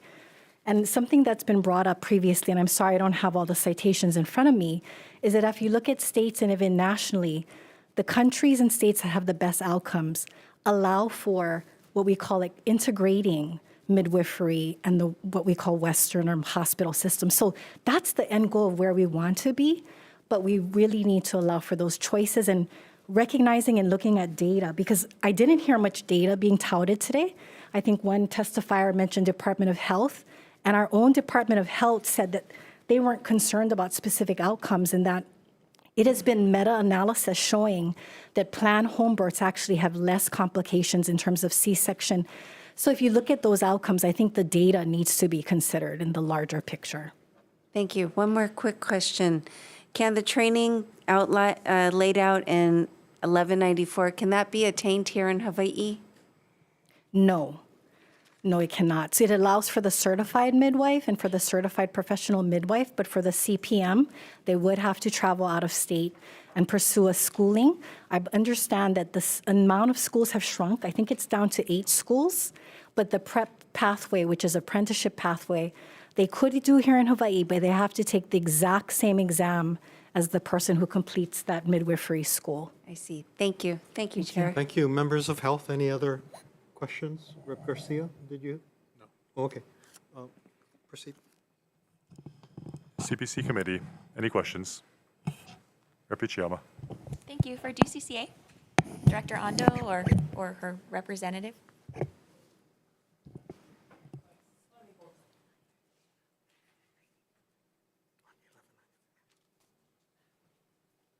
Thank you so much for being here today. I just wanted to clarify in your testimony, does the department take a position on extending the licensure chapter that's about to sunset?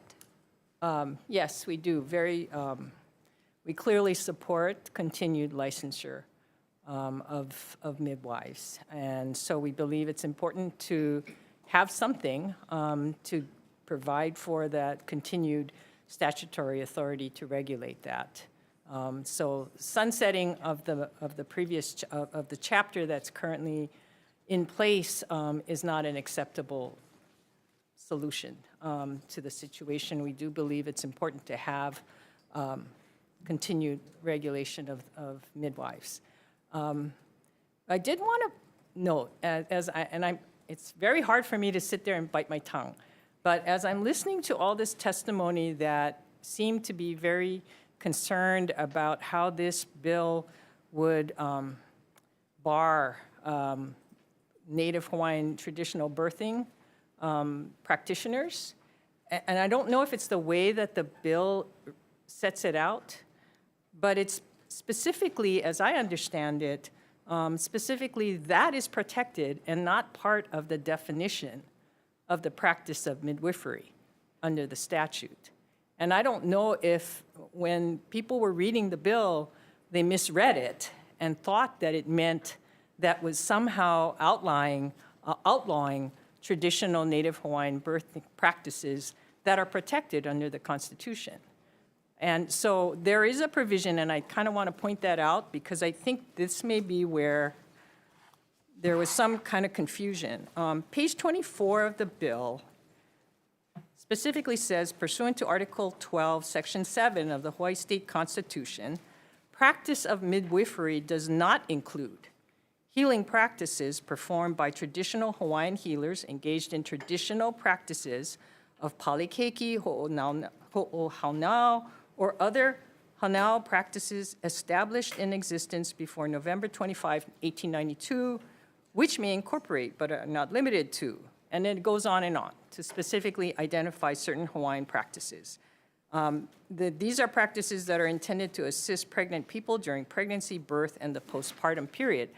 The fact that it states here it is not part, those practices are not part of the practice of midwifery under the statute. In other words, that is saying that those are not practices that are going to be regulated by this statutory scheme under this bill. So I just wanted to point that out because it seemed like there was a misunderstanding. Thank you for that clarification. I had a couple of follow-up questions. In your testimony, you noted some concerns about the peer review section and the data reporting section.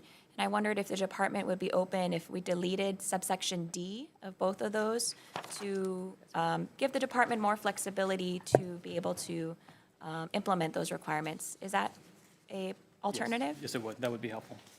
Okay.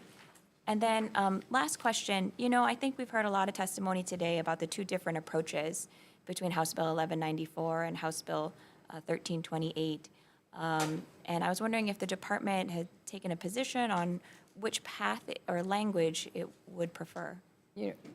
Understanding that, as I tried to clarify, this is our understanding with regard to how those Native Hawaiian practices, birthing practitioners, would not be part of what would be regulated under this statute, under 1194.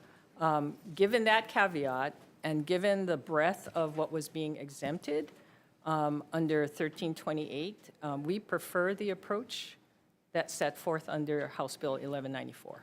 Thank you, Director. Thank you, Chair. Members of CPC, any other questions? Rep, you want to? Thank you, Chair. This is for the department. Would somebody coming from out of state with certain licensure,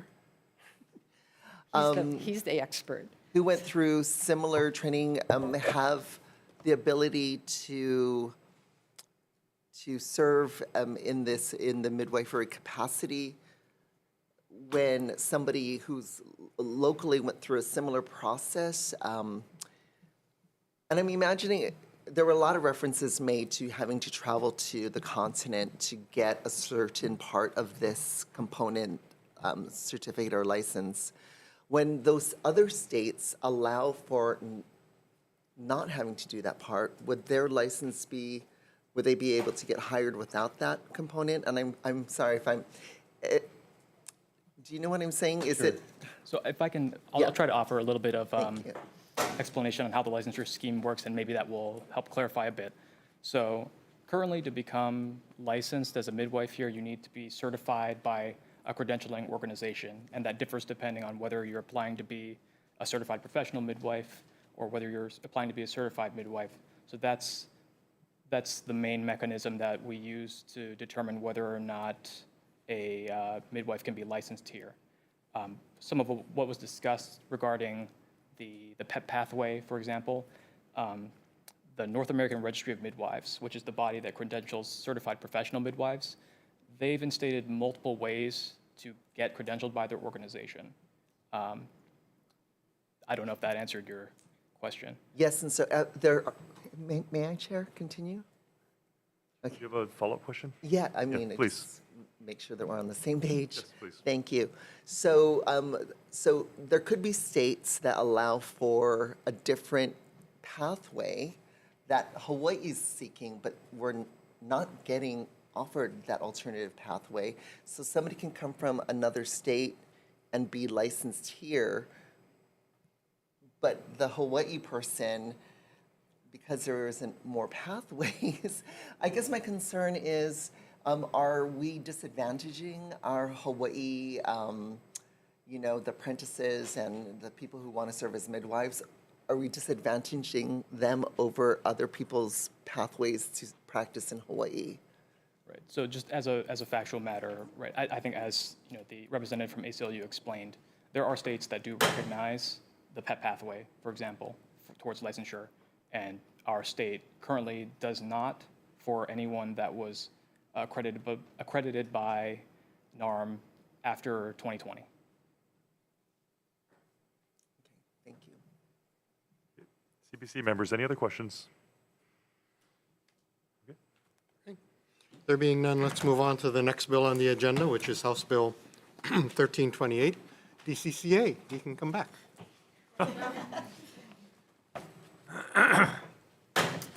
Hello, everyone. Alexander Pang, Executive Officer for the Department of Commerce and Consumer Affairs Midwives Program.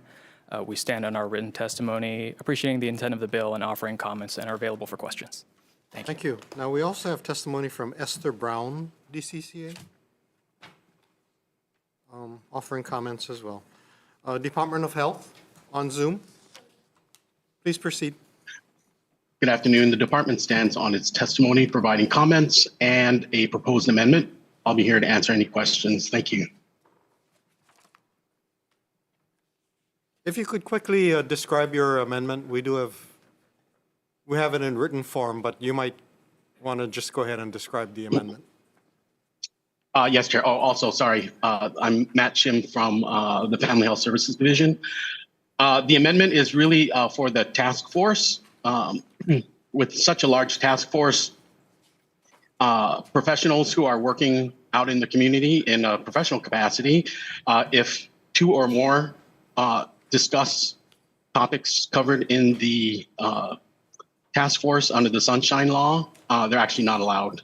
So working with OIP, the language in the amendment would allow less than a quorum to discuss task force items as just part of their regular profession. Thank you. Thank you very much. Office of Hawaiian Affairs. Aloha, good afternoon, Representatives. Lena Alale on behalf of the Office of Hawaiian Affairs.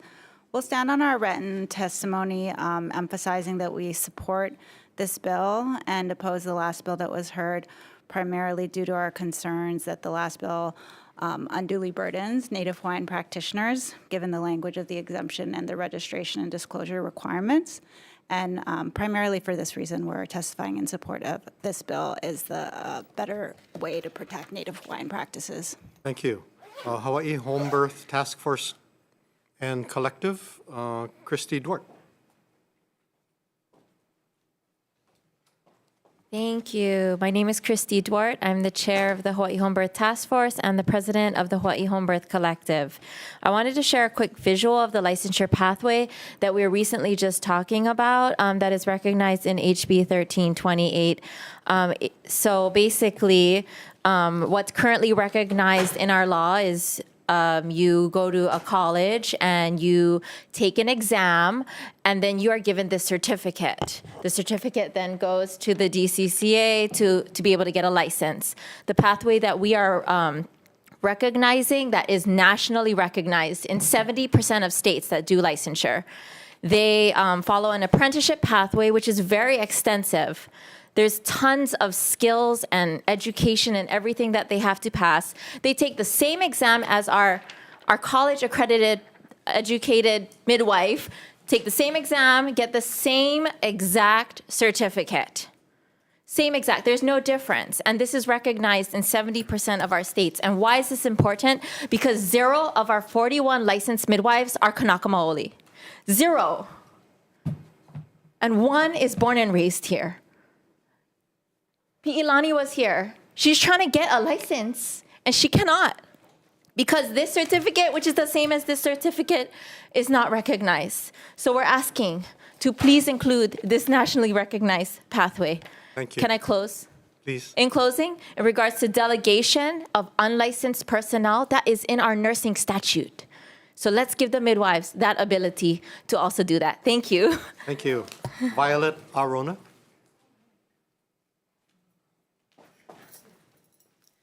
Aloha, my name is Violet Napuele Ilima Kapohe Elio Kamamalu Moanaliha Arona. And I am here today in support of Bill HB 1328, expanding access to midwifery and maternal health. This bill provides clear and effective solutions to Act 32 stated in 2019. It covers all birthing practitioners, clinical and traditional. It provides actual coverage for Native Hawaiians and customary practices under the Constitution, which other bills in the session do not. Bill HB 1328 was worked on collectively for years with the hearts and hands of many, from traditional midwives to licensed midwives, CPMs, CNMs, cultural practitioners, NARM, and so many more. That includes all types of midwives, allows them to practice to the full extent of their scopes, education, and training, opens up pathways for aspiring midwives such as myself,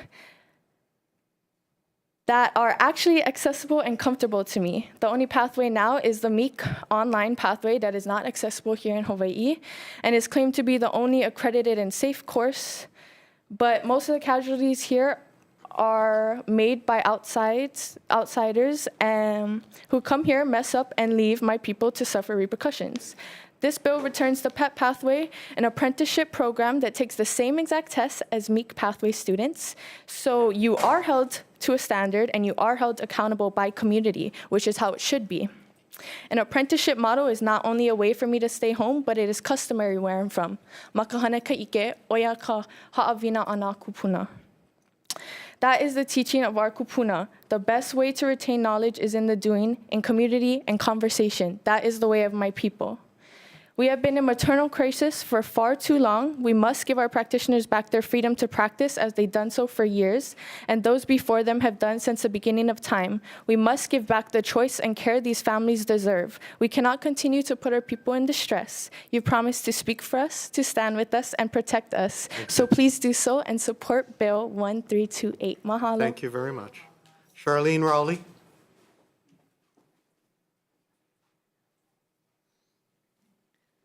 Yes, hello. My first name is Charlene Kiana Rowley. I am the board president of Pacific Birth Collective, and I stand here today on behalf of our board of directors. And I want to just expand on our testimony from earlier and say that we support HB 1328 and we oppose Bill 1194. And there's 2 points. We stand on our written testimony that I just want to highlight. One of those points is that the work that's gone into 1328 with the national accrediting bodies for these 2 credentials that which we are talking about regulating through ACNM for the certified midwife, there has been a lot of conversation and hard work that have gone in through the Hawaii chapter of ACNM, and going back and forth to national, reviewing the language in this bill. Language is very important, and the affiliation with the national organization is important that we get it right, as well as with NACPM, which is the national organization which regulates the certified professional midwife, and they have testified in support of this bill. And the third piece that I just want to say is in terms of safety, expanding on what I was talking about earlier in terms of the data, is that EMS data is available through the Department of Health saying that Hawaii home birth outcomes for the last 10 years is under 6%.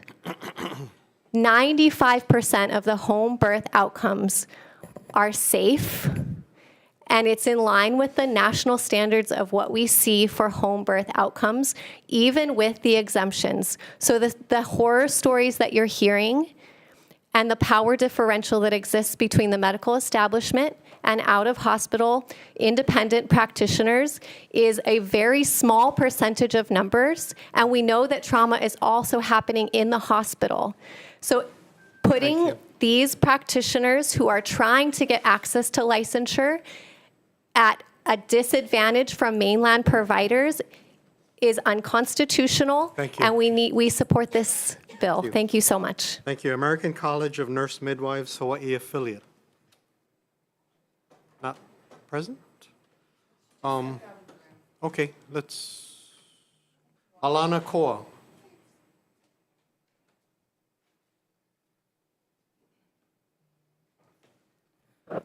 Aloha again. My name is Alana Koa, and I am in support of HB 1328. Like I said earlier, I come from the island of Maui. I am a mother myself. I'm a member of Hawaii Home Birth Collective, and I'm a haumana apprenticing under Malama Napua Ohamea and Inspired Midwife. The reason we ask and need your support on this bill, HB 1328, and not the other bills being proposed, is because our bill covers, respects reproductive choice, and protects everyone, including licensed midwives, traditional midwives, CPMs, CNMs, cultural practitioners, religious beliefs, and me. This bill protects me as a Kanaka. As a Kanaka, this bill protects our cultural rights. It protects the practice of hanau, a practice that is as old as time. Hanau is the practice of everyone's existence here in this room, in the world. This bill lets me be able to learn from my kapuna, learn from my aunties, my uncles. As of right now, it criminalizes my tutuahine, my grandmother to offer care or knowledge to me about pregnancy or even to be at my birth, which is crazy to think that would criminalize a tutu wahine. Our bill helps protect the safety of women's human rights and maternal health. So women have the right to choose where and how and whom she wants at her birth. Birth is a cultural practice. It is a ceremony. Birth is women. It is in our blood and in our nature. So all the women and families that fear birth or are uncertain and hold their own traumas, what if we were able to heal all of them from their traumas and give our people the choice of how they want to hanao and give women and families the actual care that they deserve during hanao? Thank you. Thank you very much. Can you I want please to add one more for the PEP process, because this bill will bring back the PEP pathway, just like people like me that can keep me home and is affordable and I can learn from my people, compared to the other bill that restricts that. Thank So you. mahalo Thank you very so much for your time. Now, are you testifying for American College of Nurse Midwives? Please step forward. I had called your name. Yeah. Hello again. Aloha. My name is Margaret Reagan, and I am Secretary of the Board of the Hawaii affiliate of the American College of Nurse Midwives. Sitting here, I'm going off page, sitting here listening to a lot of the testimony.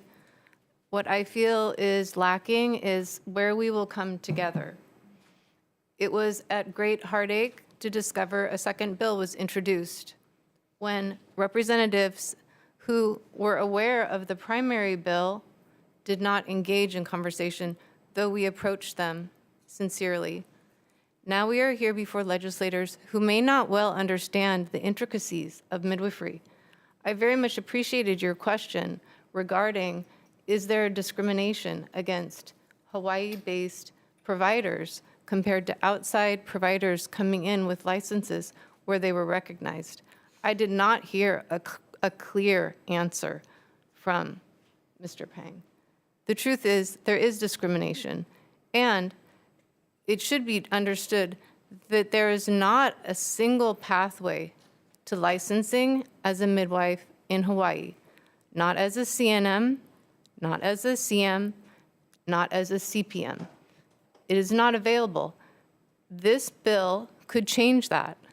This bill could change the whole potential for Hawaii to grow their own providers who we so desperately need, who are culturally relevant and affordable, available, and potentially affordable if they are properly established through clear licensing laws.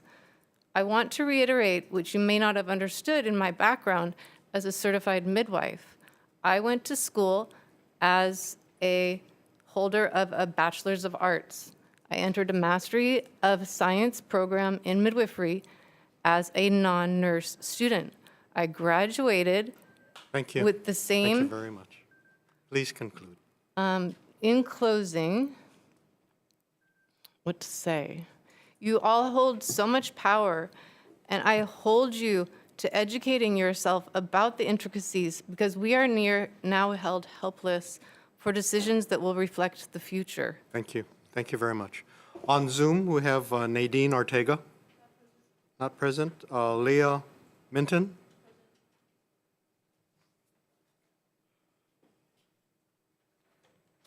Please proceed. Aloha, Chair Takayama, Chair Matayoshi, and committee members of Health and Consumer Protection and Commerce. My name is Leah Minton. I'm the board president of Midwives Alliance of Hawaii, and I'm a certified nurse midwife. We thank you for this opportunity to testify in opposition to HB 1328. We cannot support HB 1328 as it does not require mandatory licensure for the midwifery profession, which by Hawaii regulatory law shall be retained. Data out of Oregon demonstrated that unlicensed providers attending community birth had infants who died at 400% higher rates than licensed midwives attending community birth. Yet the infant death rates of licensed midwives practicing in the community was similar to the infant mortality rate with licensed providers in the hospital. We believe that this shows that licensure that is mandatory does matter. Additionally, HB 1328 does not meet the national and international educational standards for midwives. and 13 out of 20 states that have licensed certified professional midwives since MEC accredited schools became available in 2002. 13 of those have. And a total of 22 out of 38 states do require accredited education or additional education beyond the non-accredited apprenticeship pathway. 50% of the midwifery schools are available through online curriculum with the hands-on portion of their schooling to be completed here in Hawaii, meaning aspiring midwives can complete their education while here in Hawaii. Requiring MEC accredited education does not remove the knowledge that lives here in Hawaii. It combines that with the national standardized midwifery education to ensure that specific education is obtained. The apprenticeship pathway is not accredited and does not have specific curriculum. For the safety and wellness of our families, mothers, and their keiki, we need to ensure midwives have received the minimum standards of education and training for midwives. And we have provided written testimony. We ask that you vote no on HB 1328. Mahalo. Thank you. Thank you very much. Also on Zoom, Lauleva Iono, not present. Austin Shiloh Martin, Libertarian Party. Aloha. Thank you for the time. I'm the chairman of the Libertarian Party of Hawaii, and I stand on my written testimony. I also want to add a few more words. If we vote no on these bills and stop trying to assert government control over midwifery, then the clause will sunset. And the only problem then that we would have to deal with is the abuse of existing policy in order to criminalize what is actually a constitutional right. Constitutional rights do not need permissions. They do not need licensure. And this is a huge problem that we're even having this conversation about licensing midwives. And a lot of them, they just want to be able to practice. So the easiest thing may be to deal with the bullies and, try to support the best bill on the floor. But the truth is, no matter which bill you vote for, you're voting against women's rights. At the end of the day, no matter what, we need to be able to allow for people to make their own decisions. And if we impose any licensure scheme whatsoever, we're going to limit not only the free market, not only the innovations of our people, but women's rights in general to make these decisions for themselves. It's so important. We need to reverse course on the way that we think about mitigating every harm preemptively. The only way to prevent harms is to take away choices from people that may not always be harmful when exercised responsibly. And so we punish the responsible for the hypothetical crimes of the irresponsible. I think it's really, really important that we not overreact to the emotional bait that would cause us to use government force to intervene in one of the most personal and important rights. And think about it. This is directly tied to the outcome. If we make a mistake, and you guys are not experts on this, you should not be legislating on this. No one should. That's just the fact. And so I just want to encourage each of you to remember that government is kind of a one-trick pony. They can take money from one group of people and give it to another group of people. Thank you. There's a reason we have government, and it's very important, and this is not the reason. Not to license every human activity on the planet. Thank you for your testimony. On Zoom, we have Tatum Herrick, Malama Napua Ohamea, not present. Rebecca Beltello.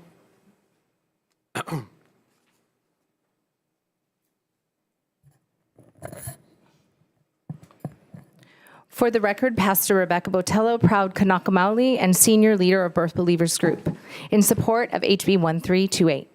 1921, over a century ago, my great-grandfather, Dr. Chang, was the chief attending physician at Queen's Hospital and also a home birth midwife. My mom followed his legacy, and so did I. She's a 50-year birth worker. My 10-year-old daughter wants to train with her Nana, but she's not going to be able to do that as it stands. Before I was a mom, I was an apprentice veteran doula. I saw so much hospital trauma that I chose home birth for my 4 babies.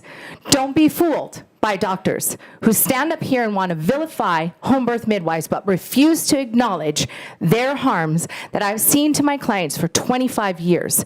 A doctor at Castle who pulled my client's baby so fiercely that the doctor, she broke the baby's collarbone. Doctor at Kapiolani who pulled the baby so hard and twisted his neck. That baby went into immediate respiratory arrest. Doctor at Kaiser who pushed my client to lie down when she was squatting and caused her bottom half, her girl parts, to rip open. Doctors. In 25 years that I have attended home birth and hospital birth, I have seen 0 maternal harm and 0 infant harm in home birth situations. 0. Make no mistake, Western birth care is not superior to traditional midwifery, religious midwifery, cultural midwifery. It is simply different. Please vote yes on 1328. You are deciding on the future freedoms of my daughter, my nieces, my Hanai family, my future granddaughters. It expands maternal and infant care and provides for informed consent, protecting the freedoms of moms to choose anyone who they want to attend their birth without governmental interference. Thank you. Mahalo. From Maui Medic Healers, Hui Kahala? Not present? Ki'i Kauohanohano.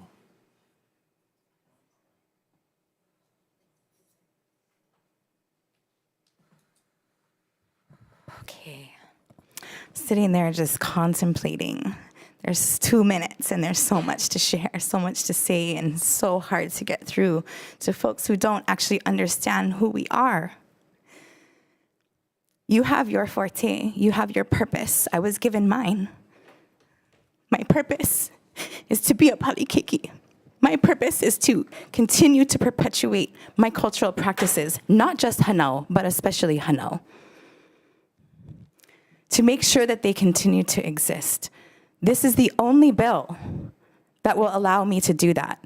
Sorry, I can't even think. I'm shaking. I'm so upset every time I come to these places. Contrary to what was stated prior, 1194 will not give us any protections. That's why it was stated so many times. So if you don't understand the bill and you're up here testifying, please get a lawyer. Unfortunately, I've had to get my own after a decade of trying to relay what is really going on here, not just for cultural practices. And we are not against licensing. We're against making it mandatory for us to fit into boxes, especially when we cannot even access what is being asked of us in order to become licensed. I could probably pass the NARM tomorrow without even studying, but that's besides the point. My cultural practice has already come to the point where it is almost in complete erasure, non-existent. We are reclaiming our practices currently. Since 1970s, in my own lifetime, that's my experience. And I could have gotten my CPM potentially. But you know what? My mentors encouraged me to be who I am because the knowledge, the ike, the experience that I have, not just as a Hanau practitioner of a mother of 5, but all of the gifts that I've been granted are so rare already. So should I focus on some mainland education or westernize my practice? Ole. I should continue to be steadfast, to hold my practices dear as they are to me and all of those around me. Thank you very much. Because if I don't, and I decide that I'm just gonna go some Western route, guess what? They're gone. It's called colonization. And that's why 1328, call my uncle, I'm gonna finish in one sentence, promise. Okay, that's why 1328 is the only bill that we can pass this session that will be the solutions that we need. And if not, guess what? Kaho'ohanohano versus the state is still on. Thank you. Pop, I'm going to ask audience to please refrain from commenting. We don't do that here. Please. Papa Ola Lakai, Kiopu Relitz.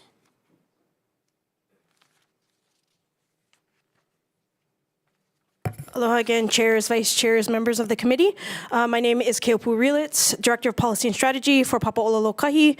Again, you have our written testimony offering comments. And again, I just want to make very clear that our comments are strictly relating to protecting our traditional Native Hawaiian healers. That is defined in both federal and state statutes, or protected in both federal and state statutes.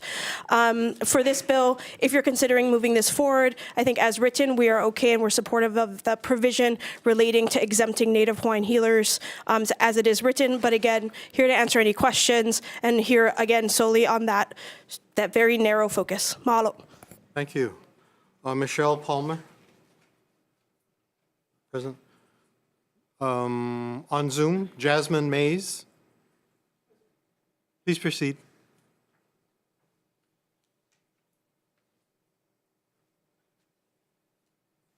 Aloha. Again, I'm in support of House Bill 1328, and I wanted to focus on some of the positives. I sat in on a sharing about the bill, and I was so impressed with all of the research that has been done. So thank you so much to those who have taken the time to learn about legal language, to learn about how to be inclusive, and to have reached out to my credentialing body to support the practices that for 20 years, things like peer review and continuing education, tracking our outcomes, these things the work's been done. We don't need to rewrite this work. It's already in place in the ways that we practice. As a guest here, I just want to say that this really inspired me, that it was a way to honor the practitioners and providers who've come before me in Hawaii. I'm so lucky to be here. So as a guest and as a PEP-trained midwife, I am one of those outsiders. I am one of those people who qualified through the apprenticeship pathway and continue to provide essential and safe care in my community. If it wasn't for that apprenticeship pathway, I wouldn't be here doing this. We have 4 active practicing midwives on Kauai, and I regularly take as many as 8 clients in a month, which is too many for one person, not safe. So I look forward to training new midwives through the PEP process, and I'm also inspired by the work that's been done on extending Medicaid access and limited prescriptive authority to licensed midwives in Hawaii. I feel like so many families approach me and ask how their Quest benefits can be applied to their health care. And from the day I got here, I called Quest application and said, can you make a box for me to check to become a provider, please? And they said, we don't have a box with your credential on it. And so I would be giving this kind of essential health care if I was allowed to. So I was really inspired by the way that this law broadens the scope and allows midwives to practice to the full extent of our training. Thank you very much. Thank you. ACLU of Hawaii.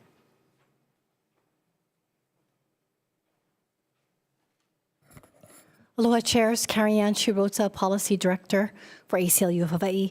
We strongly support HB 1328. It's a bill that we've actually been working on with community and even lawmakers for literally months, trying to find common ground and also emphasizing, again, this comes down to reproductive rights, but also for protections.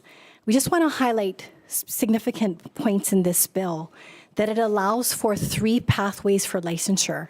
Certified midwives and certified professional midwives, the 2 pathways, the PEP apprenticeship, as well as the MEEK schooling.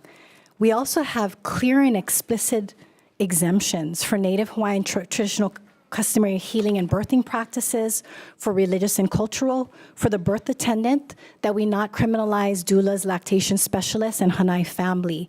And just from a statutory construction perspective, speaking as someone as a lawyer who previously worked for the state, the Hawaii Civil Rights Commission, from an enforcement perspective, when you're enforcing the law, it is important to clearly outline exemptions for the enforcement agency. And this specific statute is very clear. You look, subsection, exemptions, that they're put on notice. On the flip side, the community is put on notice to understand which actions or activities are exempt and which is not. So it's also for the community members all to be on the same page. And this is not only the ACLU of Hawaii's opinion, but this is also the legal opinion of the Center for Reproductive Rights. I have been in consultation with them, as well as Native Hawaiian Legal Corporation. While they're not here today, they submitted testimony in support of HB 1328 and in opposition of the other bill, specifically because in the other bill, I just have to compare and contrast, it does allow and has language for Native Hawaiian practitioners, but it's not as clear. And it requires practitioners to comply with a whole host of requirements which would unduly regulate the practice. And that was the subject of the litigation. So part of the reason we're here is that we can work together to pass a statute that will address all these issues and potentially avert the litigation or future litigation on the bill that's forthcoming. Thank you. Thank you so much. Laulani Teal, Ho'opai Pono Project. Is she outside?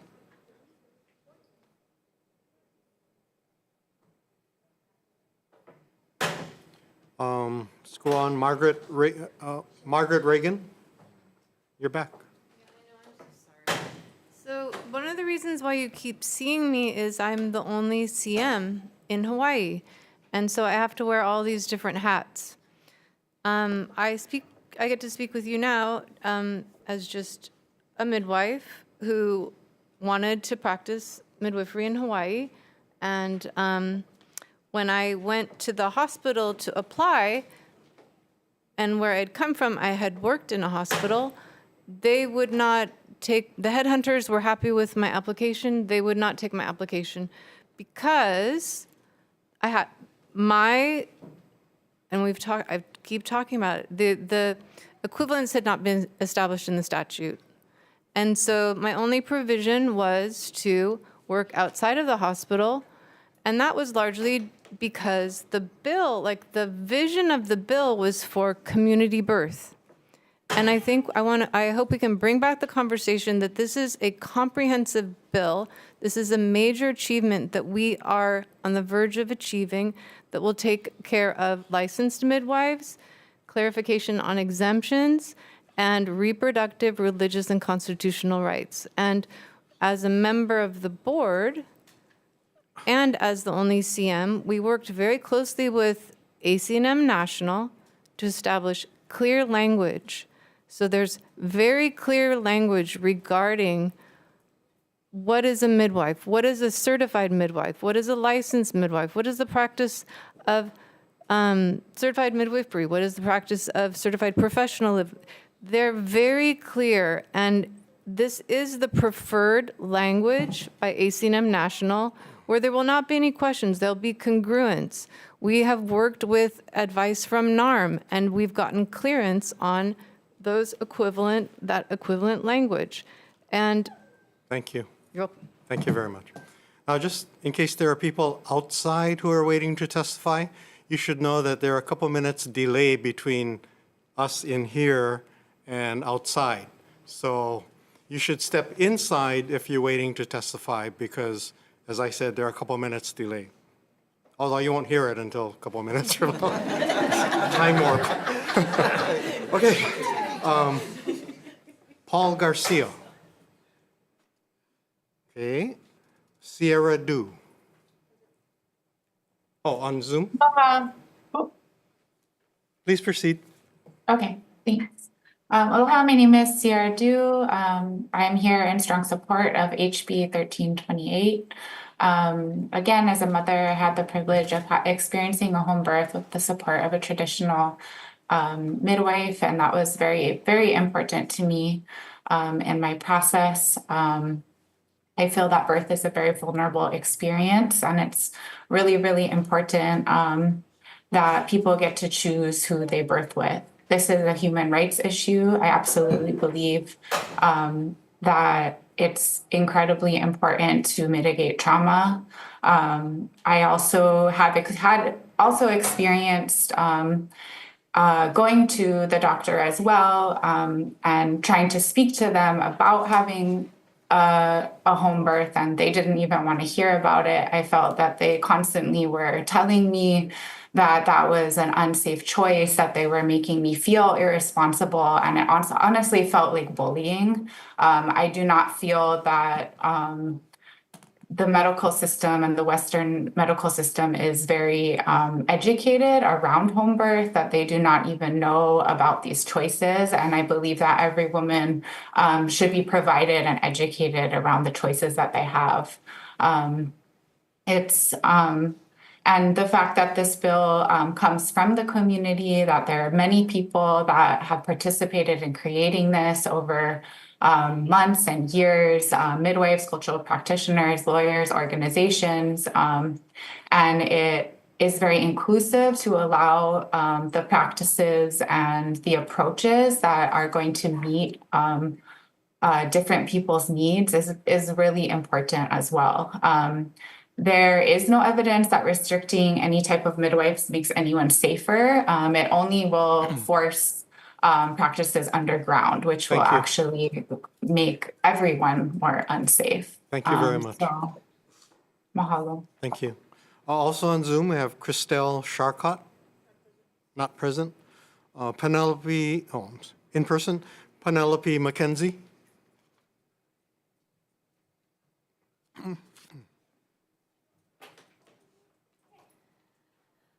Again, thank you guys for all your patience. These bills are super important and these lives are super important. So I am in full support of HB 1328. And I ask you to please support this crucial bill. It gives a broad scope of midwifery care and options for safe outcomes for maternal and infant health. There are indigenous solutions to indigenous physiology, and they should be protected equally as a standard of care in all systems for a sustainable future. HB 1328 supports humanity and safe birth options, and we see the maternal health crisis, and this is limited on a scope of practice and care and dominating models of supremacist systems.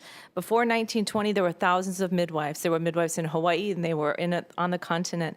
Indigenous and Black midwives on the continent were criminalized by laws such as the Shepherd-Towner Act of 1920, and the Act 32 continues this framework, and Bill 1194 is extremely in the same context of it, criminalizing people. We have in Hawaii, where did the midwives go? That's the question. Where did they go?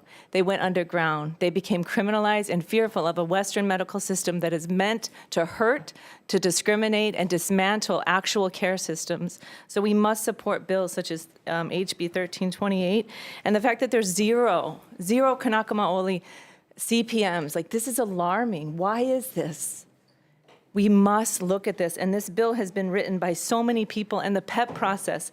So a midwife that can learn in Japan, can learn in New Zealand, can learn in Ghana from midwives that know so many things. They can bring that, they can teach, and then we can have people take tests that are at American standard and pass. So we're saying that we discredit global brilliance when we disclude the PEP process from a midwifery access point here in Hawaii, and that we don't actually have access here. We don't actually have preceptors that are willing or can take these midwives. So we actually dismantle midwifery access by not allowing the PEP process. So HB 1328 does allow true collaborative care. It supports Medicaid reimbursements. And the horrible statistics have to change. We are in the most dangerous industrialized nation to give birth in. Like, this is a fact. Thank you and very we've got to much. change that. So please support HB 1328. Thank you so much. Rachel Strempf.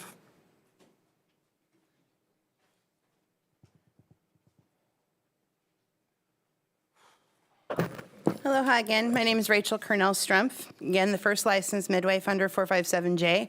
I'm a member of the Midwife Committee for the DCCA. I sit on NARM's Complaints and Grievances Committee, as well as HIHBC, the Hawaii Home Birth Collective Elders Council, where we oversee complaints and grievances within the state for all birth workers, licensed or not, doulas, et cetera. I want to speak to a couple of things. Washington State in 1920, or excuse me, how old I am, in 2022, allowed prescriptive rights, limited prescriptive rights for the CPM, and I'm here really to advocate for that. I want to give an example of RhoGAM. If a mother has a negative blood type, it's recommended that she gets a dose of RhoGAM around 28 weeks in pregnancy and again within 3 days of birth. This costs about $300 per shot. Currently, any mother, whether they have insurance or not, has to pay for it out of pocket because we do not have the ability to bill their insurance. I can obtain it, I can administer it to her, but I'm not allowed to call it into the pharmacy so that her insurance will provide it, even though it's a very allowable coverage through insurance. The other thing is, like, if a woman has a yeast infection, we recommend a 7-day yeast cream. The way the law is written, I'm allowed to provide her with the cream, but I'm supposed to administer it. And so it's kind of awkward. Do I show up before bed every night for 7 days and put it in her nani? Like, that's, you know, like, this just kind of clarifies. We're not asking for prescriptive rights for anything that's not within the scope of midwifery, but what we're asking you to allow us to utilize our women's health care insurance to pay for things that are completely allowable and within the scope, including contraceptives. Currently, the way it is, we are not even allowed to provide contraceptives to women, hormonal or not, even though we're allowed to do family and reproductive health care. And I have some stuff for you on that. The other thing is back to the PEP process. I am a PEP midwife. More than 50% of all midwives that are certified professional midwives went through the PEP process. We do not have criteria, as was testified earlier by Ma.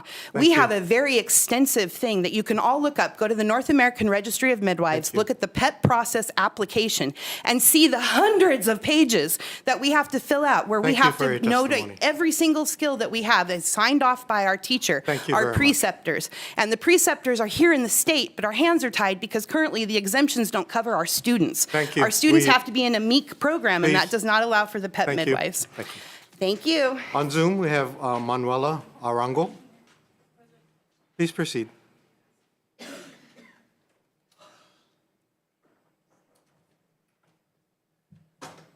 Manuela Arango. Okay. Ohia Midwifery Wellness. Oh, welcome back. I offer myself to answer any questions, and I'd actually really like a question. Thank you. Oh, I'm sorry. Was that it? No, it's super sincere. I have 2 minutes. Well, when we finish the testimony, So no we'll questions go on to happen at this time? Not right now. Okay, Thank you. wonderful. So I'd like to pose the question to you all. So there are clearly 2 bills before you, and my practice currently can only rely on cash pay. I cannot obtain insurance, and that is based in statute principles. I would love to serve my community, anyone. I would adjust with lower Medicaid reimbursement rates as well. That is what the majority of community birth providers do. I'm realizing I need to honor all of the traditional providers in the room. I've had beautiful conversations with them. They do not operate on a money basis. It is something deeply rooted in their DNA. I feel very much the same way, and yet it is different. But I'm speaking to the profession, and we do need to have the statutes very clear for a profession. If you are choosing to regulate a profession for the benefit of public safety, you have to allow access to that care that you are regulating. And so here I am, barely staying in business. I'm opening a clinic. We also don't know if you all can come to a harmonious agreement that will result in a good outcome so that I don't actually have to stop working July 1st. So we have a number of clients who are pregnant, and it takes a while to complete that process as a client. And so what are we telling our clients? Thank you. Thank you very much. We will get to questions as soon as we hear from all the testifiers, okay?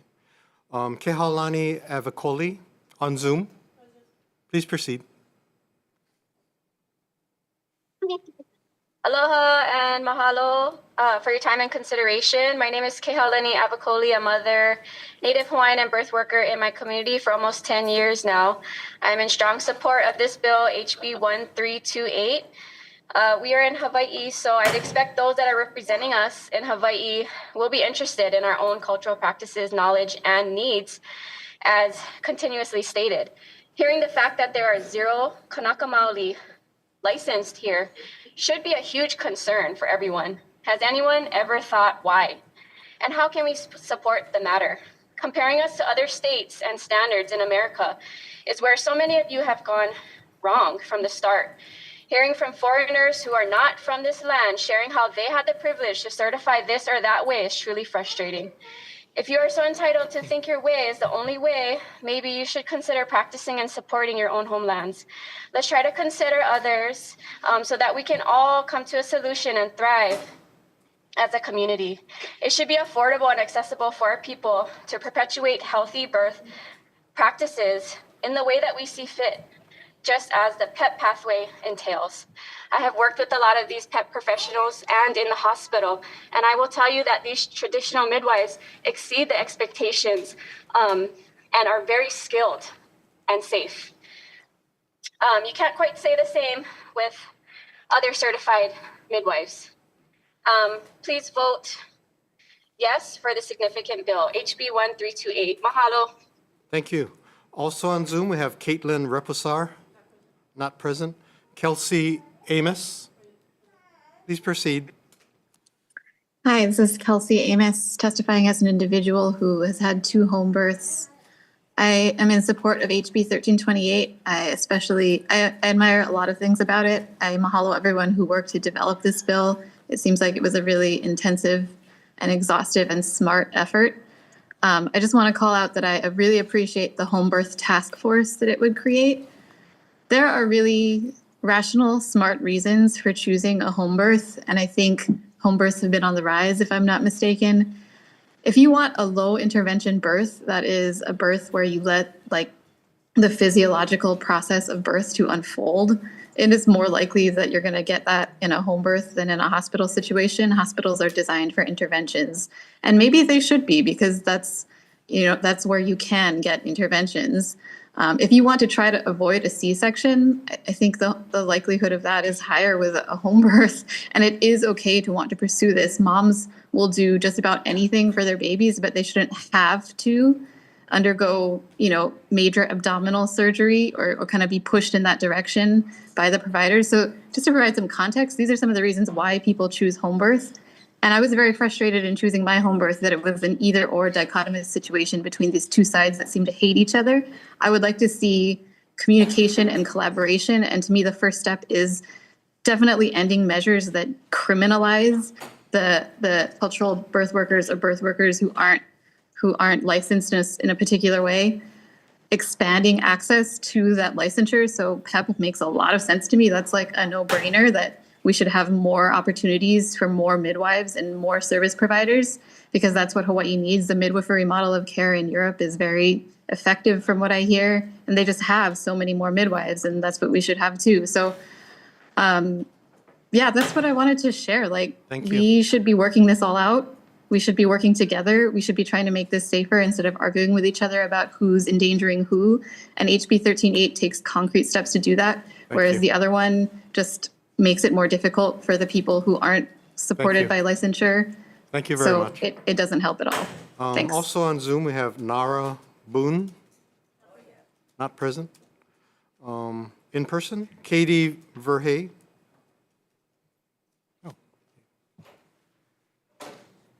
Aloha, I'm Katie Morningstar, also a traditional midwife from Maui.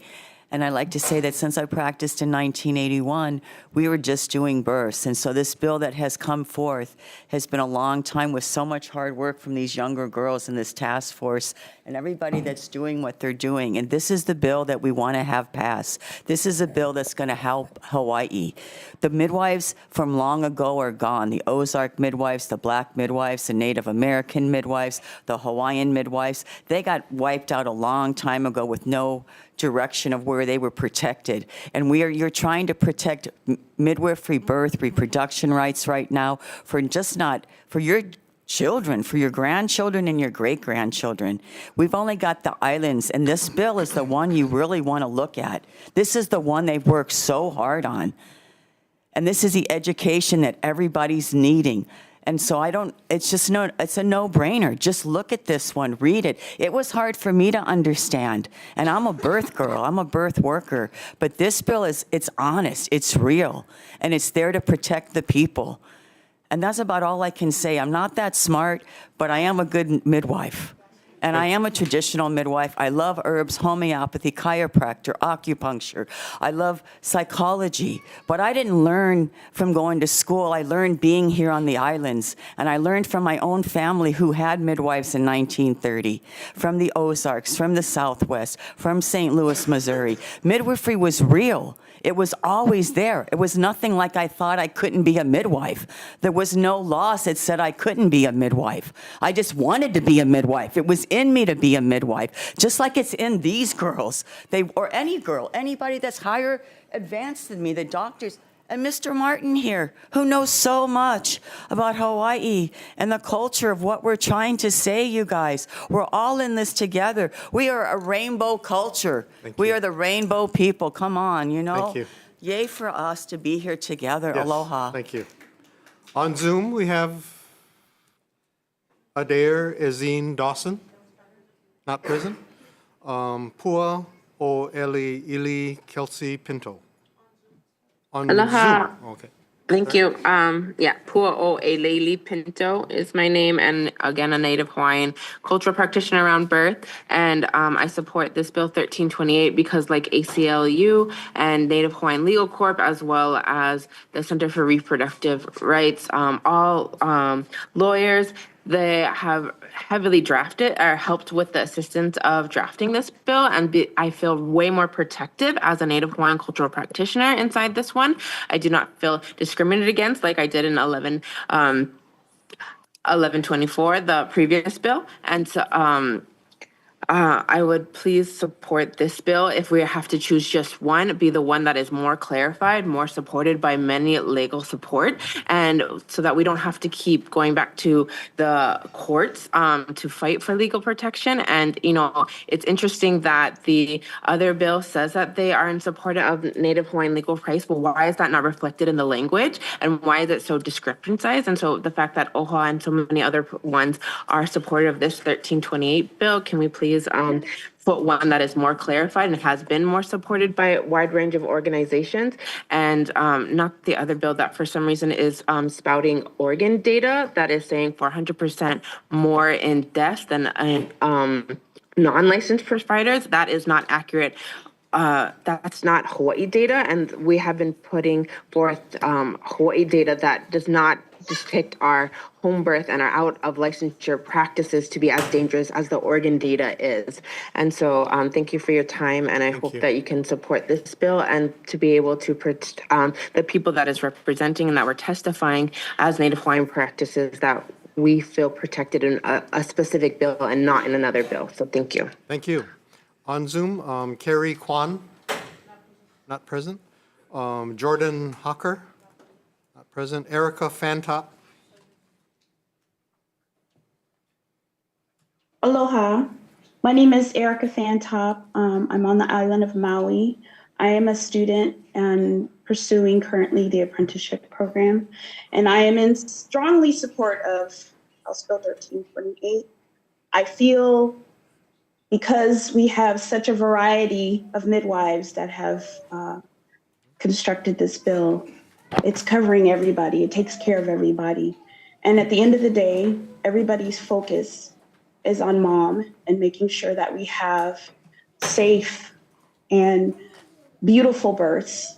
And without all, excuse my French, politics, that bill covers that.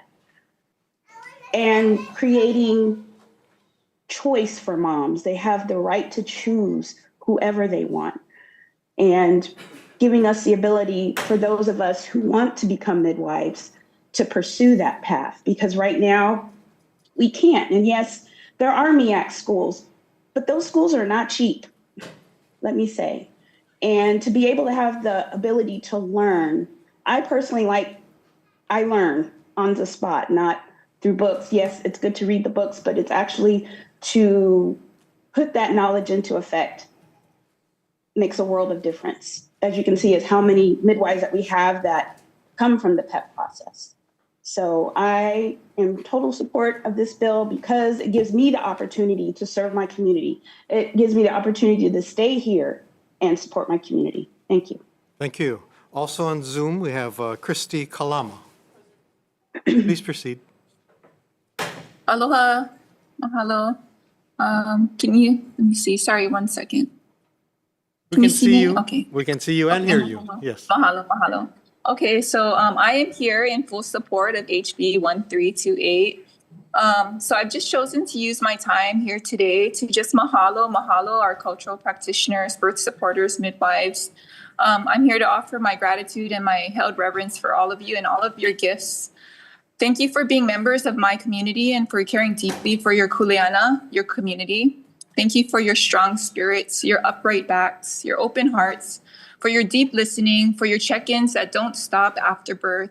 Thank you for your loving presence. Thank you for your blessings of protection and support for your community. Thank you for giving us room to dance in our safe and familiar spaces and for traveling the distance to meet new life with us. May the love of our Creator encircle us. May the light of our Creator hold us. May the power of our Creator care for us. May the life-giving power guide us always. May we all be healthy, happy, strong, and free. I am so confident and fully satisfied with the care that I received from my midwife, and the blessing being a mother that felt the spectrum of care from hospital to home birth. I'm just so blessed to have felt the after, and to just know fully and confidently where the level of care that I'm looking for exists. So mahalo, mahalo, and mahalo, members of the committee. Aloha. Thank you. Thank you. Also on Zoom, Daniela. Not present. Urzi Palco. Please proceed. Hello, members of the House of Representatives. Thank you again. My name is Erji Palco. Born and raised on the island of Oahu, currently zooming in from the Big Island. I have a master's in science and have taught science and performing arts in the state over the past 25 years. So I'm supportive of House Bill 1138 as far as I understand it. And I appreciate that the languaging has been, as people have expressed today, is such a beautiful partnership between organizations like the American Civil Liberties Union, our only state certified midwife, and cultural practitioners. All the thought and care that came together to write that is really evident in the languaging. And I also appreciate that it's going to be collecting data. I thought we were going to hear today from anyone in opposition to this bill why, more specific data on why. But I went ahead and I queried CDC data. I was just curious what's out there, and what I discovered is that there seems to be like a systemic prejudice against anyone who's a non-Western medical model certified midwife or certified nurse midwife or whatever. Because if you actually query CDC data, which they have birth and death outcomes for the entire nation ranked in years, is if you query that data, you can select doctor of osteopathy, certified nurse midwife, certified midwife, and then there's other midwife, which I'm not clear what that is, and then anyone who doesn't have a midwife title, so cultural practitioners, doulas, people potentially with extensive training and apprenticeship would fall under other, which would also include the person driving your car if you just happen to give birth in the car on the way to the hospital. So the way the CDC is collecting data, you're not able to actually collect data on people with extensive experience who just aren't in the Western medical model. So I'm worried about any data being presented in, opposing this bill. That's using it's using information that was collected in a prejudiced manner. Thank you. Thank you. Also on Zoom, Alohi Aya, not present. Kai Ana, not present. Morea Mendoza. Please proceed. I'm here. I'm on Zoom. Yep, see you. Okay. Again, I just want to say, because I already got to speak to HB 1194, that I stand on my verbal testimony on that with regards to it being an infringement on my reproductive justice, and also on my written testimony that I submitted. So I'll just say it briefly. I'm in support of 1328 because it provides a comprehensive and inclusive solution that respects my rights to reproductive freedom by creating pathways to licensure which are attainable to local midwives, not just the ones that could afford the education, not just the ones who have been successfully able to learn online, or the ones that had to uproot their families to get their education on the continent, or the ones that aren't even from Hawaii to begin with. I want to point out that there were multiple licensed midwives who testified today, thank goodness, who indicated that they were PEP apprenticeship trained in another state and then were able to be licensed in Hawaii based on that training. And yet we don't extend those same courtesies to apprentice trained midwives that are from here. That's discriminatory. HB 1328 allows me and mothers like me to be in charge of making informed decisions about the safety of our families. And it's so important for the mothers of Hawaii to be able to choose midwives who are also from Hawaii, who are supported in their education towards serving this community. Mahalo. Thank you. Let's see now, that's all the testimony we have submitted. Anyone here in the audience wishing to testify, please step forward. Please step forward. Please come. Please come up.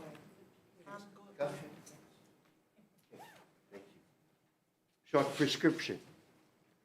This is a guava, very sweet white guava. The prescription identified is kukai pa'a. You eat too much guava, you get stuck. Next thing is what happens when you get stuck? Po'opa kiki in the head. So what do you look for? Ho'oponopono. Ho'oponopono is what are the options? Like the DCCA brought up, 25 November 1892, Hawaiian national usage, compared to the kukai pa'a with the apartheid definition of the native Hawaiian.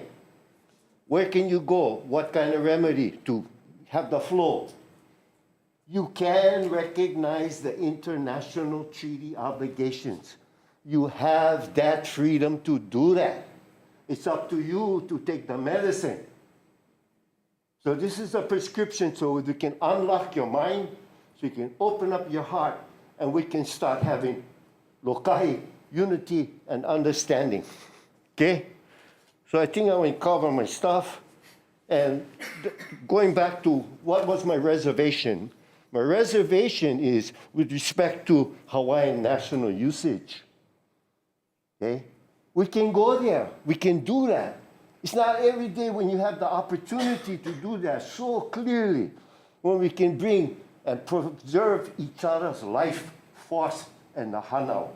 I raised hanau my children. Without study, I wouldn't have been able to take the cord off my daughter's neck when she born on a road. Or Sierra, why she went name her child Clay? Because I gave her alai ula, to stop the bleeding. So thank you very much for you folks to be here, and everybody's wonderful, wonderful testimony. Thank you for coming in. Anyone else wishing to testify? Please step forward. Anyone else beyond her? No, yeah, okay. Okay, I know, I see. Aloha, everyone. Thank you for all being here year after year. Many familiar faces. Really appreciate you guys all taking the time to hear us. I am Jamie Lewis. I am the Executive Director for Hawaii Home Birth Collective. I've worn many hats in this community for over 15 years. I'm a home birth mother of 3 who have all been born in my home in Kailua. They were all wonderful, safe births. I am speaking as the Executive Director today to say that first I want to give many thanks to the DCCA for recognizing that the birth attendant exemption is something that they would be willing to continue to see as regulation. So thank you, I nod to them. And then also wanted to just bring to light that the Hawaii Home Birth Task Force that was created in HRS 457J was essentially tasked to do what this bill has finalized. We have spoken with EMS. We have collaborated with anybody who wanted to be at the table to talk about this issue. We have gone for many years crafting and recrafting and redrafting. We have spoken with national organizations, and I'm just repeating what a lot of people have said, but really, this is about unity. This is about community. And so this is what the community has been asking since the beginning of this process many, many, many years ago about licensure and regulation. This is the culmination of all of those conversations and all of these years. It is my great privilege to be able to sit here in all these conversations and witness the unfolding of these barriers being brought down really if we want to talk about safety, that is the most important thing, is that we break down the barriers and we speak with one another. So thank you. I do hope that you consider passing House Bill 1328. Thank you. Next. Please step up. Aloha. My name is Barbara Altemus. Take this off. I have a brief testimony, just coming from my heart, what I want to share with you. First, I'm for HB 1328 and against Bill 1194. There's nothing more sacred than being able to bring life into this world.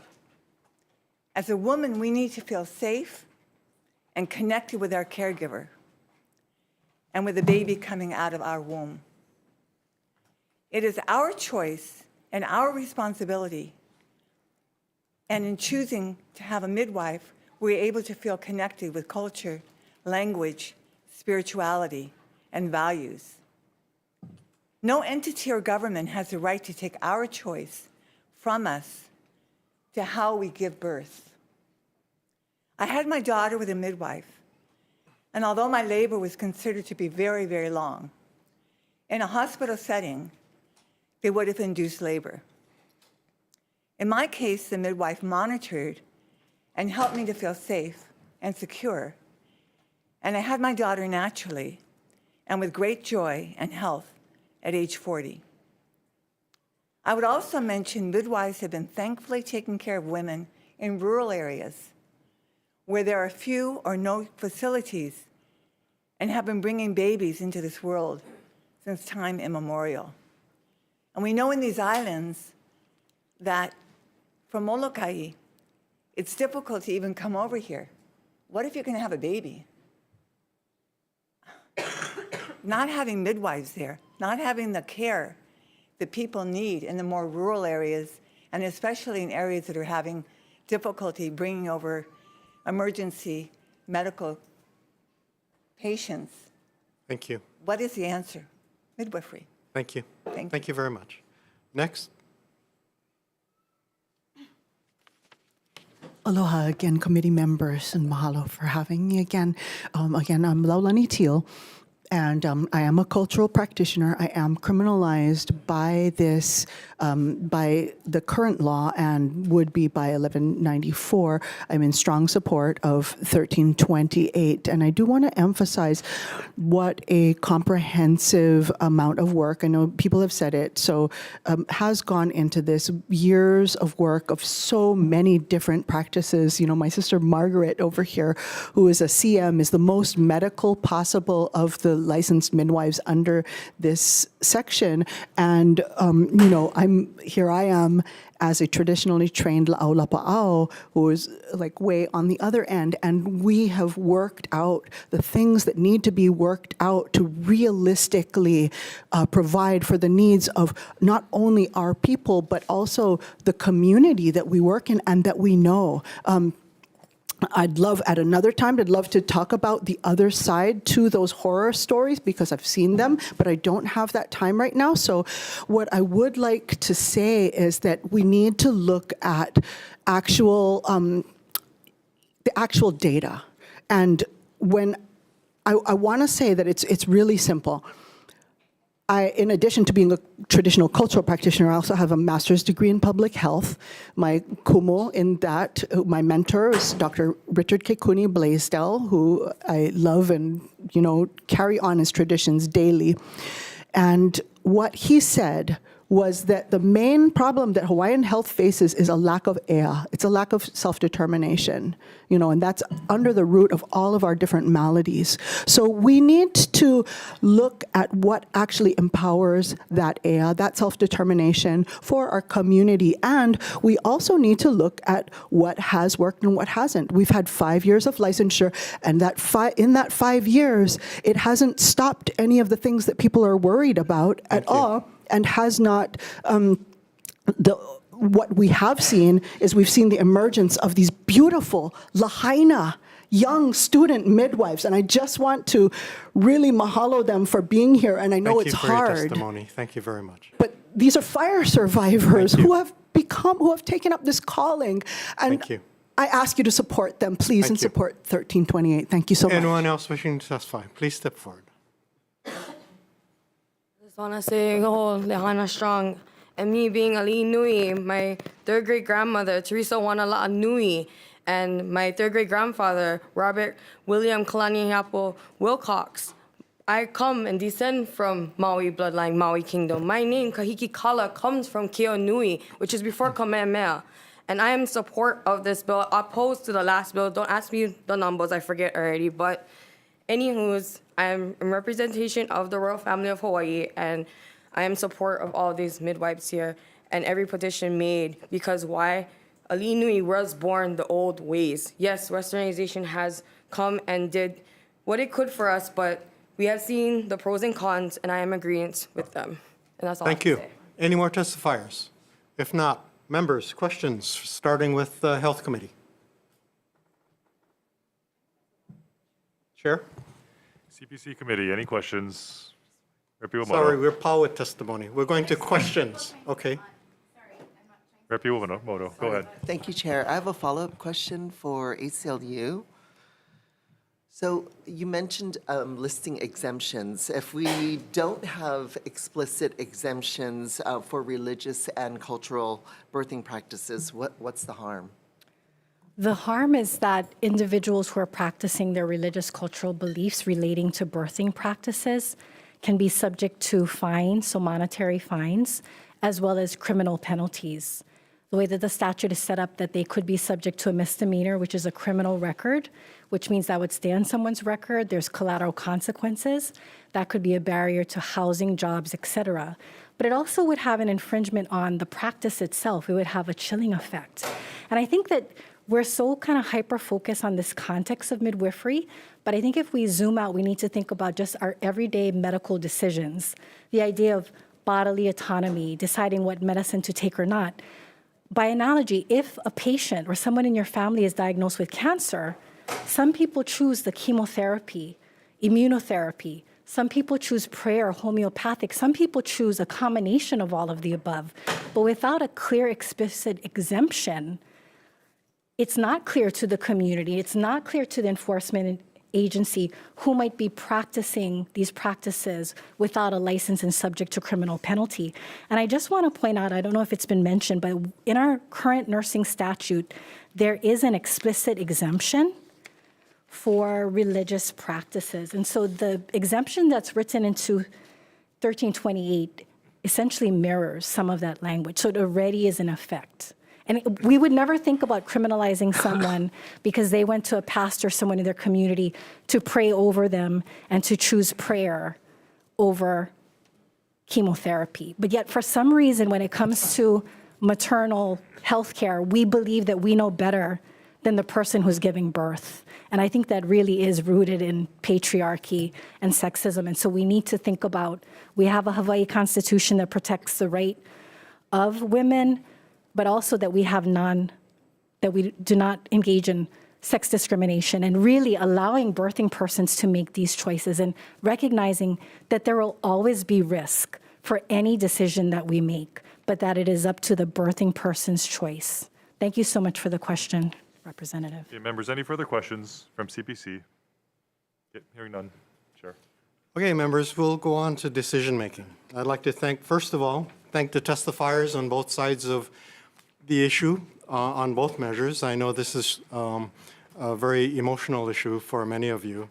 And just to mention that we received testimony from more than 500 people on both sides of the issue on both bills.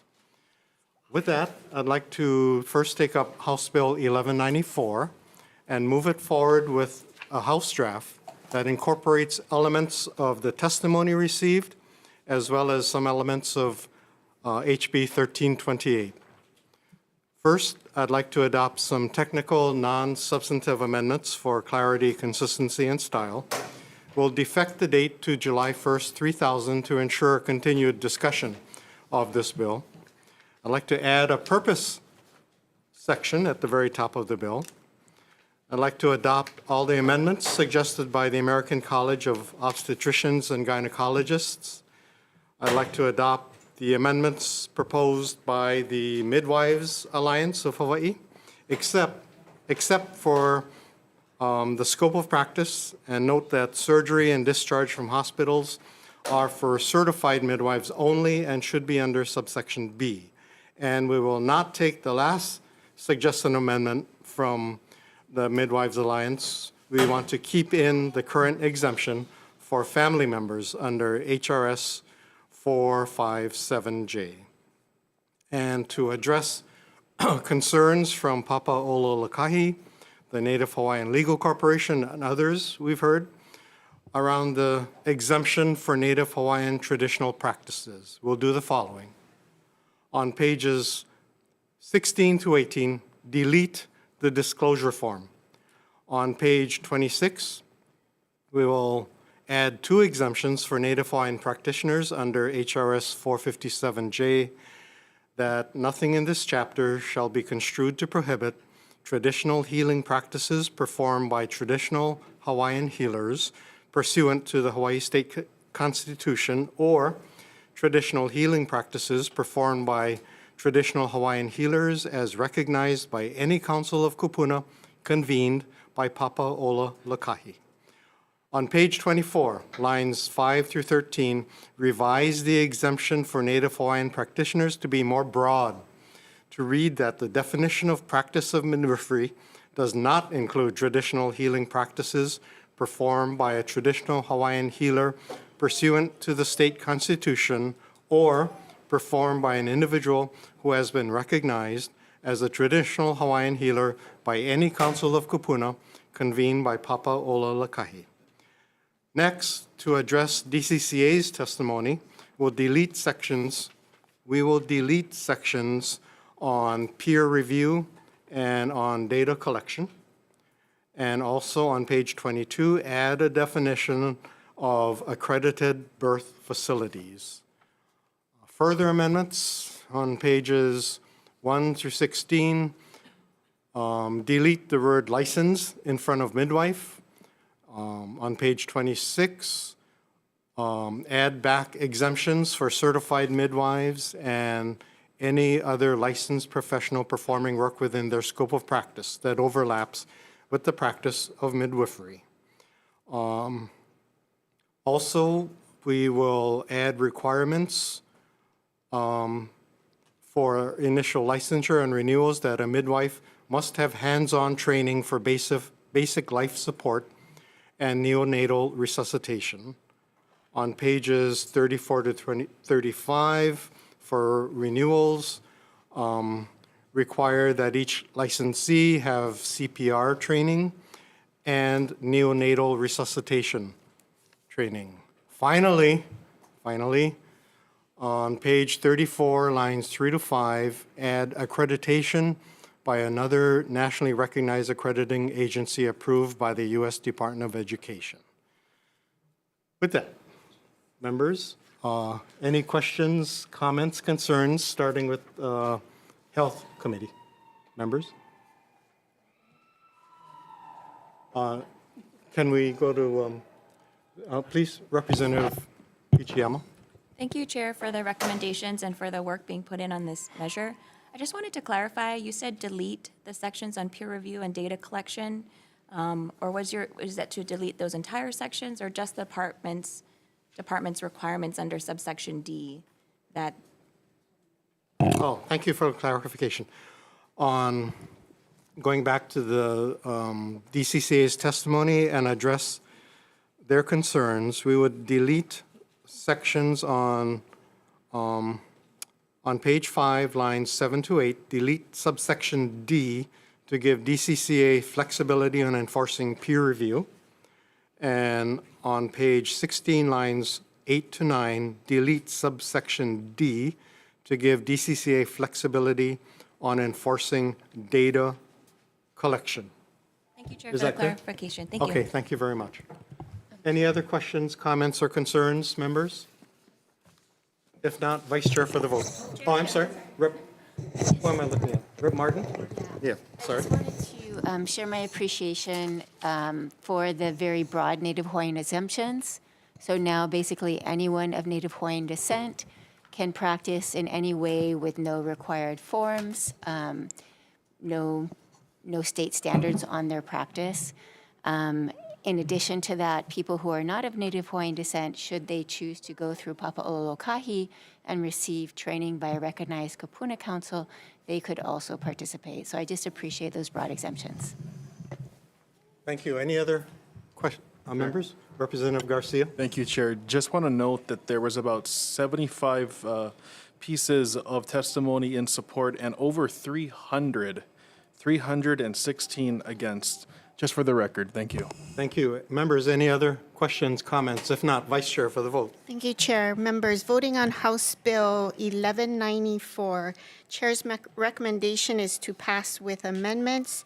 Chair votes aye, Vice Chair votes aye. Member Amato. Member Chung. Aye. Member Martins. Member Martins. Sorry, someone was speaking to me. Member Olds. Member Takanouchi. Member Alcos. No vote. Member Garcia. No vote. Member Chair, your recommendation is adopted. CPC Committee, same recommendation. Vice Chair for the vote. Oh, are we allowed to discuss it? I'm sorry, he asked for both, but if you'd like Oh, to. sorry, I didn't realize. No, that's okay. If you'd like to comment, go ahead. So I just wanted to get clarification. You listed so many amendments. Were there any, in the amendments, were there any exemptions listed? No. So it does not allow for, so it still allows for just that one pathway? Yeah, I see a yes. Okay. Okay, thank you. I guess we're opening up again. CPC members only, any comments? Okay, if not, same recommendation. I'm sorry, am I supposed to let you know I'm going to be voting no? Sorry. That's okay. Okay, thank you. We'll be taking the vote. Vice Chair for the vote, please. Members voting on House Bill 1194, Chair's recommendation is to pass with amendments. The Chair and Vice Chair vote aye. Representative Ilagan? Aye. Representative Ichiyama? Representative Iwamoto? No. No. Representative Kong? Representative Lowen? Aye. Representative Martin? Aye. Representative Tam? Aye. Representative Purick? Excuse. Chair, your recommendation is adopted. Thank you very much, members. On HB 1328, we will defer this bill because we're moving forward with HB 1194. Before we adjourn, I'd like to thank the Vice Chair of Health Committee and Committee Clerk Alicia for processing in the last two hearings more than 2,000 pieces of testimony. So thank you very much. Appreciate all you've done. We're adjourned.